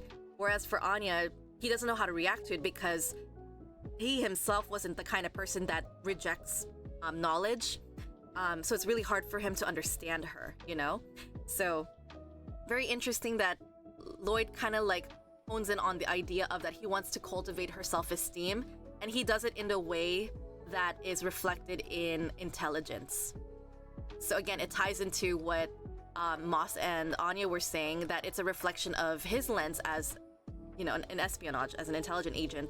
He wants to pass on this confidence in intelligence, but she's not taking it for whatever reason. And then interesting here, it says here, this is a waste of time. Oh my god, this is, for me, this screams trauma. This is trauma for Lloyd. Because the thing is, I feel like for Lloyd, he never considered being a parent or having a family, right? That's what he mentioned in the earlier pages of this chapter. The fact that he stops reading here to solve their own problems in their ability to solve their own problems in the future. And the reason why now, to me, why this stands out is because of Lloyd's flashback, or Redacted's flashback. That even when they have the confidence to solve their own problems, they couldn't solve everything. Because for Lloyd, his mom died, you know? And when he was a child, he lost everything. How can he have the confidence to solve that problem, that it was beyond his control, you know? And then for him to say this is a waste of time, I think it's just a reflection of his feelings when he was younger. You know, as a child, he was helpless. He couldn't do anything. So that's why it stands out to me. And then on this next part, sorry, I'll just pause for a second and read the chat. Fui says, Anya has confidence, just not to the knowledge how to solve problems correctly. Yes. So there are different ways of geniuses. I believe we had this conversation in education that intelligence is not just reflected in your knowledge of what you're reading in class. There's like other places where you can show intelligence. You have EQ, emotional intelligence. You have music intelligence. You have pattern recognition, language intelligence. You have, I think, there's more of this. I can't remember what it's called. Moss, I don't know if you know this. I think it was like some sort of test they used.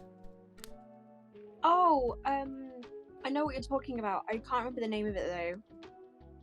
Because it's studied by psychologists as well. Yes, that's to do with the way that your brain works. Yeah. Yes. That's what I'm trying to say, because we talked about this in the educational field. Because when I was being trained as an educator, they were saying you cannot, like, you know, to this back then, the way that they gauge students was based on merits alone, you know, like how they did well in class. But nowadays we're actually more open-minded. Like we realize that there's not one way of showing intelligence. There's multiple ways. Like everyone is capable of being intelligent in a different field though, you know, like we're much more savvy in different places, and it shouldn't be compared to other people. Like one person could be book smart, the other person could be street smart, you know.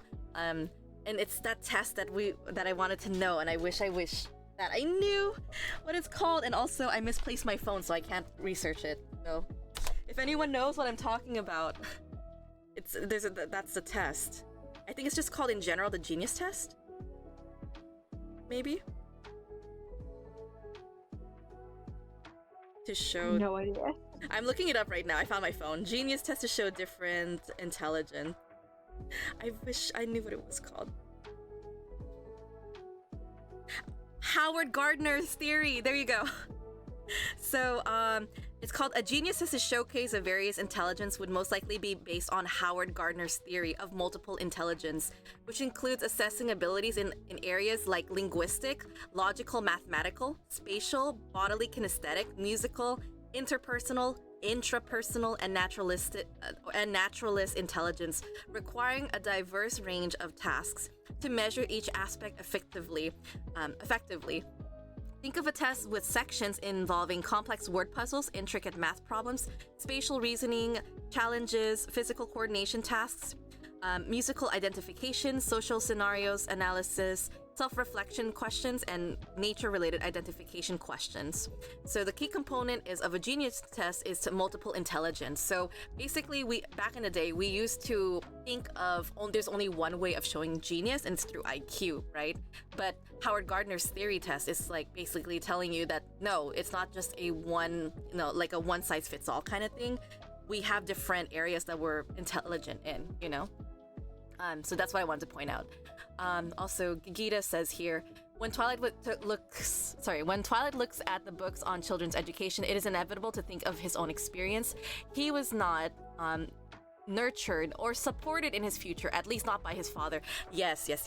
He was not supported, or like he didn't understand his dad. I recently I reread the chapter of his dad's parenting. His dad's parenting is very harsh. And I feel like Lloyd, in a sense, kind of embodied a little bit of that with Anya, is that he's kind of harsh, you know, but he means well. So in a way, I guess Lloyd hasn't reflected too much on his father's way of being a father to him, in a sense. And he's avoided maybe confronting it because he probably thinks about his own experience of how he received that kind of behavior from his dad too. Fui adds, Anya's emotional and situational awareness is great. It's probably helped her by her telepathy, but her bio mother probably helped her too. She was genuinely loved, and her mother taught her. After that, she picked up on others' thoughts and traits. It's why she chose to be quiet often. I think, yeah, her mother probably taught her how, like, when is a good time to use it and not to use it too. He's nurtured and feels safe now, so she's more outgoing around others. Yes, I agree. So yeah, Anya is a reflection. Definitely children are a reflection of a parent, for sure.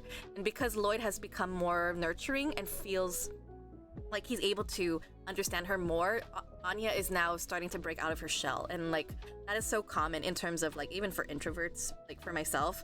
If you talk to someone who makes you feel safe, it gives them the opportunity to break out of their like bubble, if per se, and they start to show more of themselves. That's something I learned, like feeling that safe environment. Like the children wanting to, oh yeah, Gigita says Anya was also able to pick up some things thanks to spy wars, especially the part about how to handle certain information. Although she is cautious because of topics learned from the scientists, she was also able to learn certain details from the program, like the children wanting to be Goku. Interesting. And then Fui adds, you can tell she's very clingy to her bio mom and very clingy to Lloyd too. Emmy also adds, relatable to me as well. I'm very quiet, but I talk a lot. Once more, I feel safe around someone. Exactly. So I feel like Anya is like how we saw her initially in the orphanage. She just kept to herself, right? Before she met Lloyd, she only had Chimera-san with her, and the moment she felt like, okay, Lloyd is definitely the protector that she wants as her parent, she started to show more of herself, to show, like, make herself look more appealing. Like, yeah, I'm a good product. I'm a good child that you adopted. Please keep me because I'm showing more of myself to you. So please consider keeping me as your daughter, you know? So I feel like that's where Anya's being more assertive in that sense. And I really like that you guys all pointed this out. Going back to the text, she'll just be going back to the orphanage when my mission is over. So yeah, I like that this again just reiterates where Lloyd is coming from. Like Anya to him is dispensable. Like her life is nothing more than a tool for in Operation Strix, right? Like he's really so far removed and distant from her. And Moss, I'm so sorry. Like I feel like I'm eating a lot of taking your thunder. So go ahead and take over here. Like my mission is over. Go ahead and add on to that before I say anything else. No, it's okay. So I've picked up a lot of like hesitance for him to use possessive pronouns. Yes. So it was kind of like a shock when I reread and saw that it's my mission, because it leaves it to be kind of open-ended. Because when you think back to, well, his task, his mission, obviously I would just refer to it as the mission, you know, like, but with him adding the word my, it almost adds a sense of that might not be it. Again, it's the foreshadowing that we've discussed quite a lot actually in this episode. It just adds that little bit of ambiguity that it might not be the end, or that what's been described to be Operation Strix, that might not be it. And I thought it was funny at the fact that it's one of the first possessive pronouns that we've seen in a while, like over something quite important anyway. Yes, I love that you point that out, and thank goodness. I'm so glad you're honing in on those because I'm starting to miss it. I like that you point out, like, he's starting to separate the words, right? Like my and the possessive pronouns, and this is very important in terms of like word choices, because to use words like the and like the article words, articles are just displaying like objects. There's like a sense of neutralness to it, or maybe even separation, which is what I wrote down here. The fact that Lloyd says my mission, I should not say Lloyd, Twilight says my mission, he's making that separation. He's making it really clear that Anya is not a part of this mission. She's just a tool for him, right? To get Operation Strix carried over. So he's really separated and disconnected from like Anya, for sure. And something I wanted to highlight here too, because I want to point out when you say the word when, because there's actually a very small nuance discussion when it comes to the word when and if, right? I don't know if you guys are attentive to this. I feel like this is very important in terms of relationships. There's a difference in saying when we get married and if we get married. Do you guys catch my drift here? So the word he says when is meant to confirm. When is confirmation. Like for sure, when this mission is over, she is going back to that orphanage, period. Like this is confirmation by saying when. That's how powerful the word when is. But if he says she'll just be going back to the orphanage if my mission is over, that just shows hesitancy, but it also shows he's not really sure if he wants to put her back there, you know? Because look at the state of that orphanage that he adopted her in. Like, her life sucks over there, you know? And he doesn't take that into consideration in the beginning, but over time he realizes, like, you know, he really just can't bring her back there eventually. And then reading in the chat, I think there's some people who pointed out, Gigita says, I wonder if Twilight's statement in retrospect will be taken into account by Endo for angst. Yeah, I think so too. I think he's attentive of that, because it would not go past Endo-san. I feel like he's a type of mangaka. Even in his interview in Eyes Only, that Endo-san explicitly states that he feels frustrated when he works with mangaka artists who are very specific in their work, but then again, he himself is a specific kind of person. Like when he was drawing for, I think it was Blue Exorcist, he was asking about, okay, what about the gravestone? How should I draw the gravestone? What is the material that's used? In that discussion alone, and what his mangaka colleagues have stated in that interview, it really says so much about Endo that he pays attention to small details. Did you want to add something, Anya? Did you want to add something? I guess the only thing I want to add that is the my in my mission is over doesn't really exist in the other translations, but I understand why it is translated into my, so it's really not a big deal. Oh, okay, interesting. Did you want to share? Did you want to share like what the actual translation was? I think in Japanese or in Chinese. In this case, the pronoun, the particle could be just it could you don't need a my or the there, so I think he just simply states the mission. Oh, the mission. Oh, okay, interesting. So it's kind of like you don't need a the or my. It's I think it could be a way to be subjective, like when mission is over, she'll going back to the orphanage. I see. Interesting. So even Emmy points it out too, that the Brazilian Portuguese version also decided to choose the word "the mission is over." So it really stands out into it really stands out in terms of the English translation, because I feel like Casey Lowe is the translator, I believe, for the English version, and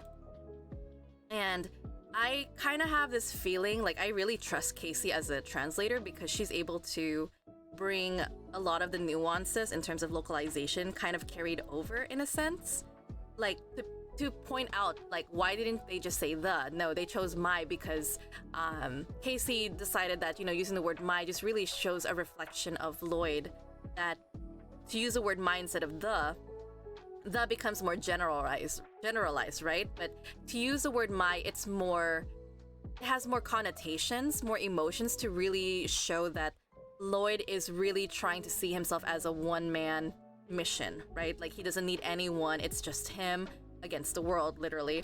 And he the way that he says my mission is just trying to show that separation. So again, it's a localization or translator choice that I think is brilliant from Casey's perspective, or from Casey's decision, and from my perspective, and also Moss as well, that we picked up on this, that my really shows that they're making that distinction, that he's trying to separate himself from involving Anya further into this mission, if that makes sense. So Fui says, I'm still miffed at Casey for translating Fuyu to Autumn in 103. Interesting. But she's a good translator. I like how she can make the word easier to understand. Yes, I agree too. She has her moments where there's like a mistranslation, because we talked about it in chapter 103, the mistranslation of Fuyu to Autumn. Fuyu is supposed to be winter, right? And then also the confusion with Lloyd and Yor's dialogues in the chat bubbles. It was switched between them, so it could have been translation error, so it's not perfect. So what did you want to say, Anya? I could disagree, because in this case, I guess if you really want to specify that this is my mission. The word "my" could be added in the original text. But I'm not saying that Casey is a bad translator. I think it's a choice. But I think the strength of translating into the mission rather than my mission is that since I think my interpretation of Twilight the character is that there is Redacted himself, but then he has been hiding behind his job, which is Twilight. Right. So by not translating into my and saying that it's the mission, Redacted is kind of distancing himself from every other thing. That's also a good argument. Yeah, that's also a good plausible argument too, because maybe there's another layer to it, that maybe Redacted is just using words to keep it separate from his identity, you know? That's also an interesting take on it too. Like, why use the in other cases? Maybe it's from what Anya was saying. It's from the lens of Redacted, who wants to put distance between Redacted and himself as Twilight. And I think for me, it's just in terms of using my, it gives a different perception of Lloyd or Twilight to English consumers, because again, what's interesting about translation is that translation artists or translators, sometimes it falls under their jurisdiction of their perception of the characters, you know, like what they hear from the original, the Japanese, the OG source, and how they were able to represent that person into a text, into their language, you know? So that's why translation is not the same across everyone's. Like, there's a different lens or there's a different layer that's being considered. Like, whereas in English, I feel like the word for my highlights more of Lloyd as a spy, Twilight as a spy, and that it shows more of Twilight's character as someone who is very solo. Like, he's like a solo spy, right? Like, he really thinks of himself as someone who does things by himself. So all this kind of going back to what Moss is saying, I just feel like it's just reinforcing him seeing himself as, this is my mission, it's mine alone, no one needs to be a part of it, etc. So going on to the next part here, it says here, there isn't going to be any future. And oh man, that was pretty dark when I read that, because like, again, he was putting Anya back to the orphanage, and we see little Anya very, very small. And in a way, if you think about it, Anya still hugs Chimera-san because Chimera is her sense of safety, her protection. So it's really cute to see that she's still holding on to, you know, her safety animal, safety Stuffy, if you will. And I see that you underlined this, Moss. What would you like to say on this? So I feel like there's a couple of different ways that you can take this bit. Like with the quotation marks, it kind of threw me for a couple of seconds when I first reread it. Yeah.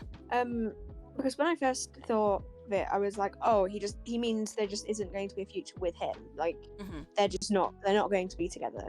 Yes. And then I kind of tried to look into it a bit deeper, and then I thought maybe he's just being severely pessimistic, and he genuinely doesn't have the belief for a future. Yeah. Because obviously we know, like, later on, that his entire purpose at Wise is for world peace, and that they're trying to prevent a war.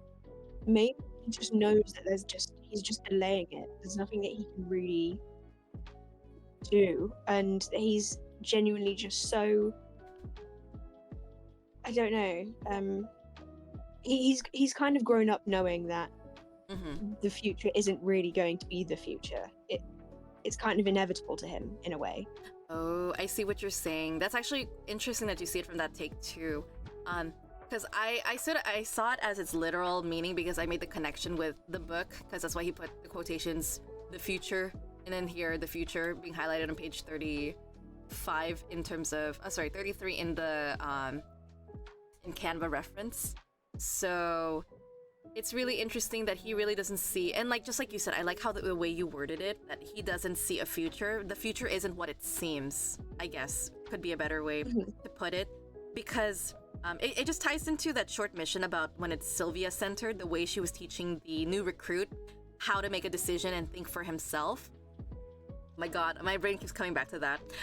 That maybe the future isn't set in stone, and that's probably for Lloyd maybe part of the reason why he thinks so pessimistically is that he's preparing himself for the worst. And I share this from my experience.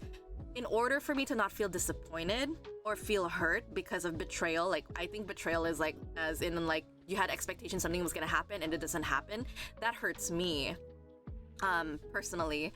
So to help myself like not feel that way, I would always be pessimistic. I would say, oh yeah, things are not gonna happen like that, and it makes you look like a negative Nancy, you know.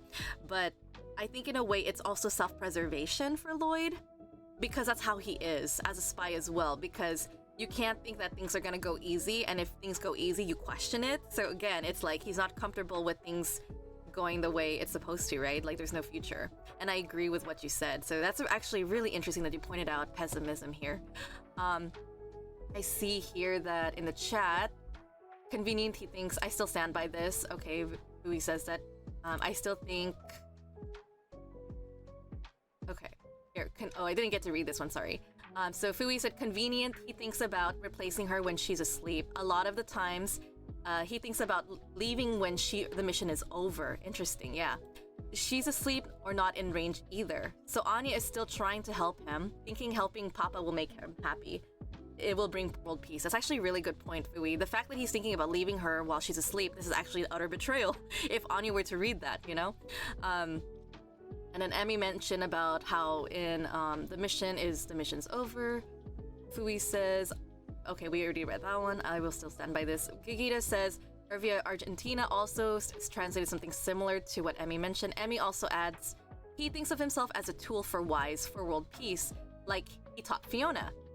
I think he doesn't think him as human as has a future, only him as a spy, as a tool. It's just another way of him detaching himself away from Anya. Oh yeah, that's actually a good point. I think the same thing too with Yor too. When she's on the cruise arc, she also thinks of herself as a disposable tool as well. Spies are disposable, yes. Because based on what we saw, like I think we see like a small memory of like Lloyd fighting with one of his fellow colleagues, and one of his colleagues passed away during the mission. That he realizes his role as a spy is that spies are just disposable. What's important to them is intelligence. That's their value. Because other than that, they would be silenced or removed, you know? So Fui also adds, Sylvia teaches by experience, forces recruits to think for themselves and fail for themselves while being there to guide them. It seems she's stern but forgiving. I actually really like that, yeah. Because there's actually a video I watch about spies, and I feel like I'll go into a different tangent on this maybe in the future, because I know we are kind of out of time. Because I want to give the floor back to Anya before we finish. But basically, I want to revisit that chapter along with the video I found, because it's very interesting. We'll talk about that in a spin-off most likely. So Anya, you wrote something here. Would you like to explain what this word is? There's slight translation difference, but I personally think it gives a more. It's kind of like when rather than the last sentence when he mentioned his mission, I think this is the dialogue that reveals a little bit about himself. Mm-hmm. Because it basically in Japanese it could be that is just the extent of our relationship. Oh, is that what it actually Chinese says? Yes, and in Chinese it actually means our relationship would actually it's the same thing. It's like this is our relationship, it will stop here. That is like a continuation of the last sentence. Like she'll be going back to the orphanage. I'll be continuing.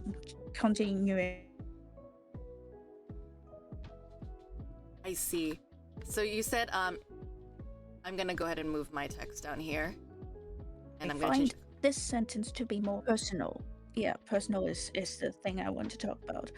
I think this is the more personal thing, that because this is finally the this is kind of like the only sentence that mentions the relationship between him and Anya. So this is kind of personal. I see. Interesting that you point this out. So you're saying that right here. Let me go ahead and minimize this. Draw. There we go. So you were saying that basically this text is saying that, you know, that is the nature of our relationship. This is the extent. Oh, extent. This is the extent. I think extent would be yeah, extent would be a better word than nature. Okay. But yeah, but it I think nature would be fine, but extent could be a better word. Like, this is where our relationship would stop at. Oh, that's so interesting. If that makes sense. Yes. Yes, I think it's so interesting because, like you mentioned, like it's different. It's different portrayal, but it still highlights the same tone. Oops. My keyboard is keyboard's freaking out. Anyways, yes, it still highlights the same tone, right? The same tone being that for I am so sorry. I don't know what is happening to my keyboard. It's glitching out so much. There's a tone here. It's the same tone that's basically saying that Lloyd has no attachment to Anya. So there isn't going to be any future, is what he's trying to say here. Because from my impression, by just seeing this text in comparison, Lloyd really believes, or Twilight really believes, that there's going to be nothing between him and Anya. There's no relationship going to be established. She's just a tool for the mission. There isn't going to be any future, which is very interesting that you mentioned this. And then compare that to the Japanese and possibly the Chinese versions of it, saying that that is the extent of our relationship. So Portuguese also is the same. It's similar in Portuguese too. That's all there is to our relationship. Interesting that Emmy also in Portuguese follows the same notion of Japanese. And it's actually really interesting because a lot of the times I feel like English takes on a more localization front compared to other translations, because maybe there isn't a localized version of saying it, or maybe there's just there's a decision made by the translator that wants to highlight a different aspect of Twilight, you know, or Lloyd. And that's something I wanted to point out, because here, this tone here, there isn't going to be any future. That tells me that, that, you know, for Twilight personally, he doesn't want attachment. He's attached from Anya. Whereas seeing that is all the nature to our relationship, the way that is being framed, it tells me that it can't be helped, right? That's what it means. It can't be helped. And I feel like the difference in these two tones is a difference between Twilight saying don't take it personal versus Twilight saying, like, really showing his cold nature. So I feel like this is more negative connotation. I would say there isn't going to be any future. It's much stronger to me when I read this versus that is the extent of our relationship. Whereas when I read this, I think, oh, so it can't be helped. So Lloyd technically can't help it. Even if he wanted to have a relationship, he can't, because that's the extent of their relationship. It can't be helped. Whereas this one is more emotionally charged. I'm not sure if that's the impression you got too, Moss. What do you think? Sorry. I'm going to be really honest. I was really zoned out. No worries. Again, I just want to point out to people that don't know me, I'm not a language or literature specialist. Stuff like this, it's incredibly interesting, but after about 5 minutes, I zone out. No worries. I just been staring at the screen. No worries, girl. It's all right. But yeah, I was just trying to say, okay, if you were to read this, I want to hear your point here. There isn't going to be any future versus that is the extent of our relationship. Doesn't that feel kind of different in terms of how we understand Lloyd? Yeah, I mean, that is the extent of our relationship feels so much more, like, severe. Is it? For me, yeah, because it's very final. It's very much like, I have decided this, whereas there isn't going to be any future is very much subjective in a way. It's like his idea, whereas this is the extent of my relationship. That's a fact. That's his decision. Like, that's his fact. I feel like it's more neutral. It is severe. I won't ignore that. It sounds really cold, but I just feel like it ties more to the nature of being a spy. That it can't be helped that this is the extent of their relationship. Whereas there isn't going to be any future is more of, I feel like it's more personal. It feels more personal. I don't know. At least that's the impression I got from it. Yeah, to be fair, I guess there's multiple ways that you can take both of them, and I guess it is very much context. Unfortunately for us, both of them are the same context. But either way, both of them still get the job done. We get it, right? As consumers, we just get it. They did the job, we're done. So I know we're already over 2 hours, I think, in our session. Let me double check the time. Yeah, 2 hours and 10 minutes. We are over by 10 minutes, but it's okay. So perfect timing. We finish and transition over here. So we stop at page 35. Thank you so much, Moss, for marking that. So yeah, anyone in the chat want to say anything else? Final thoughts before we wrap today's stream? I keep saying stream or recording episode. I am just so comfy saying stream nowadays. I say live stream, I say stream way too much. It should be just a recording or episode. No? Any last words, Ania? I feel like Anya's getting tired too, because it's late for you. Well, no, I think that's it. Okay. And sorry, my cat is meowing. Your cat is like now part of the stream. Like whether your cat likes it or not, it's now part of the stream. It's the mascot. Moss, any last thoughts? No. I see Emmy wants to write something, so I do want to give time to Emmy to mention something. Yeah, I think we got pretty far. That's what I would say. We got pretty far. I feel like this has been one of our booster sessions. Yes, we should definitely do this because I'm hoping if we are going at this pacing, I think we might finish in the next 2 or 3 episodes, I think. Not sure. I see Emmy said, just wanted to say I really love joining the session. This was my first one. Definitely will join the next one. Thank you. Oh, I'm so glad, Emmy. Yes, thank you. I'm really glad because Moss, Ania, and I were talking about how, in the near future, we really want to have people join us in voice call too if they want to pitch in or have like their discussion or point out some interesting topics. So basically spotlight basically having discussions on this in the future. I'm looking forward to having you, and thank you so much for sharing your views and also confirming things too, because of course I'm not a perfect analyst and I don't remember all the details of Spy Family because I have yet to reread the chapters more often. So I'm really glad to have multiple eyes and lenses and different perspective offering what they see here. And also, I'm always happy to hear when there's translation differences because that's just more a reflection of like, okay, why did they do this? Because I always say that the changes and nuances of why changes happen in language or in translation is probably because the translator wants to highlight a specific thing about a character more, but it just, at the end of the day, it just get the job done.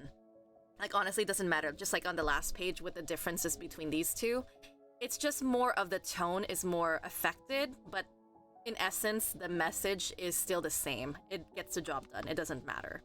But yeah. You can always ping me if you need another translation version of something from the manga to compare things.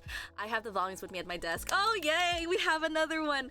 So yeah, Ania is usually the one who translates them too, because you have the books in front of you, right, Ania? I would say? Yes. Yes. I have 2 books in front of me. I don't have the physical books at all on me, and since I'm also filming, I'm restricted to just 2 screens, so I can't research it other than using the phone in front of me. But yeah, this has been very fun. I love today's session. I loved today's chat too. Everyone was so active. Gigita was very active as well. Fluff was here too. We also had a new face. I didn't get to see their name because it was blurred from my screen. But other than that, thank you so much everyone for joining us in today's session. And if there's no other words, we will go ahead and ping you guys again for the next session. And yeah, wherever you are in the world, we wish you all a good morning, good afternoon, good evening. We're gonna go ahead and end the stream right now. And some of us can hang back if you wish for just further feedback. But other than that, we're gonna go ahead and end our stream. We'll see you guys on the next episode, next mission, whatever we're gonna call it. See you guys then. Bye! Thank you. Goodbye. Bye.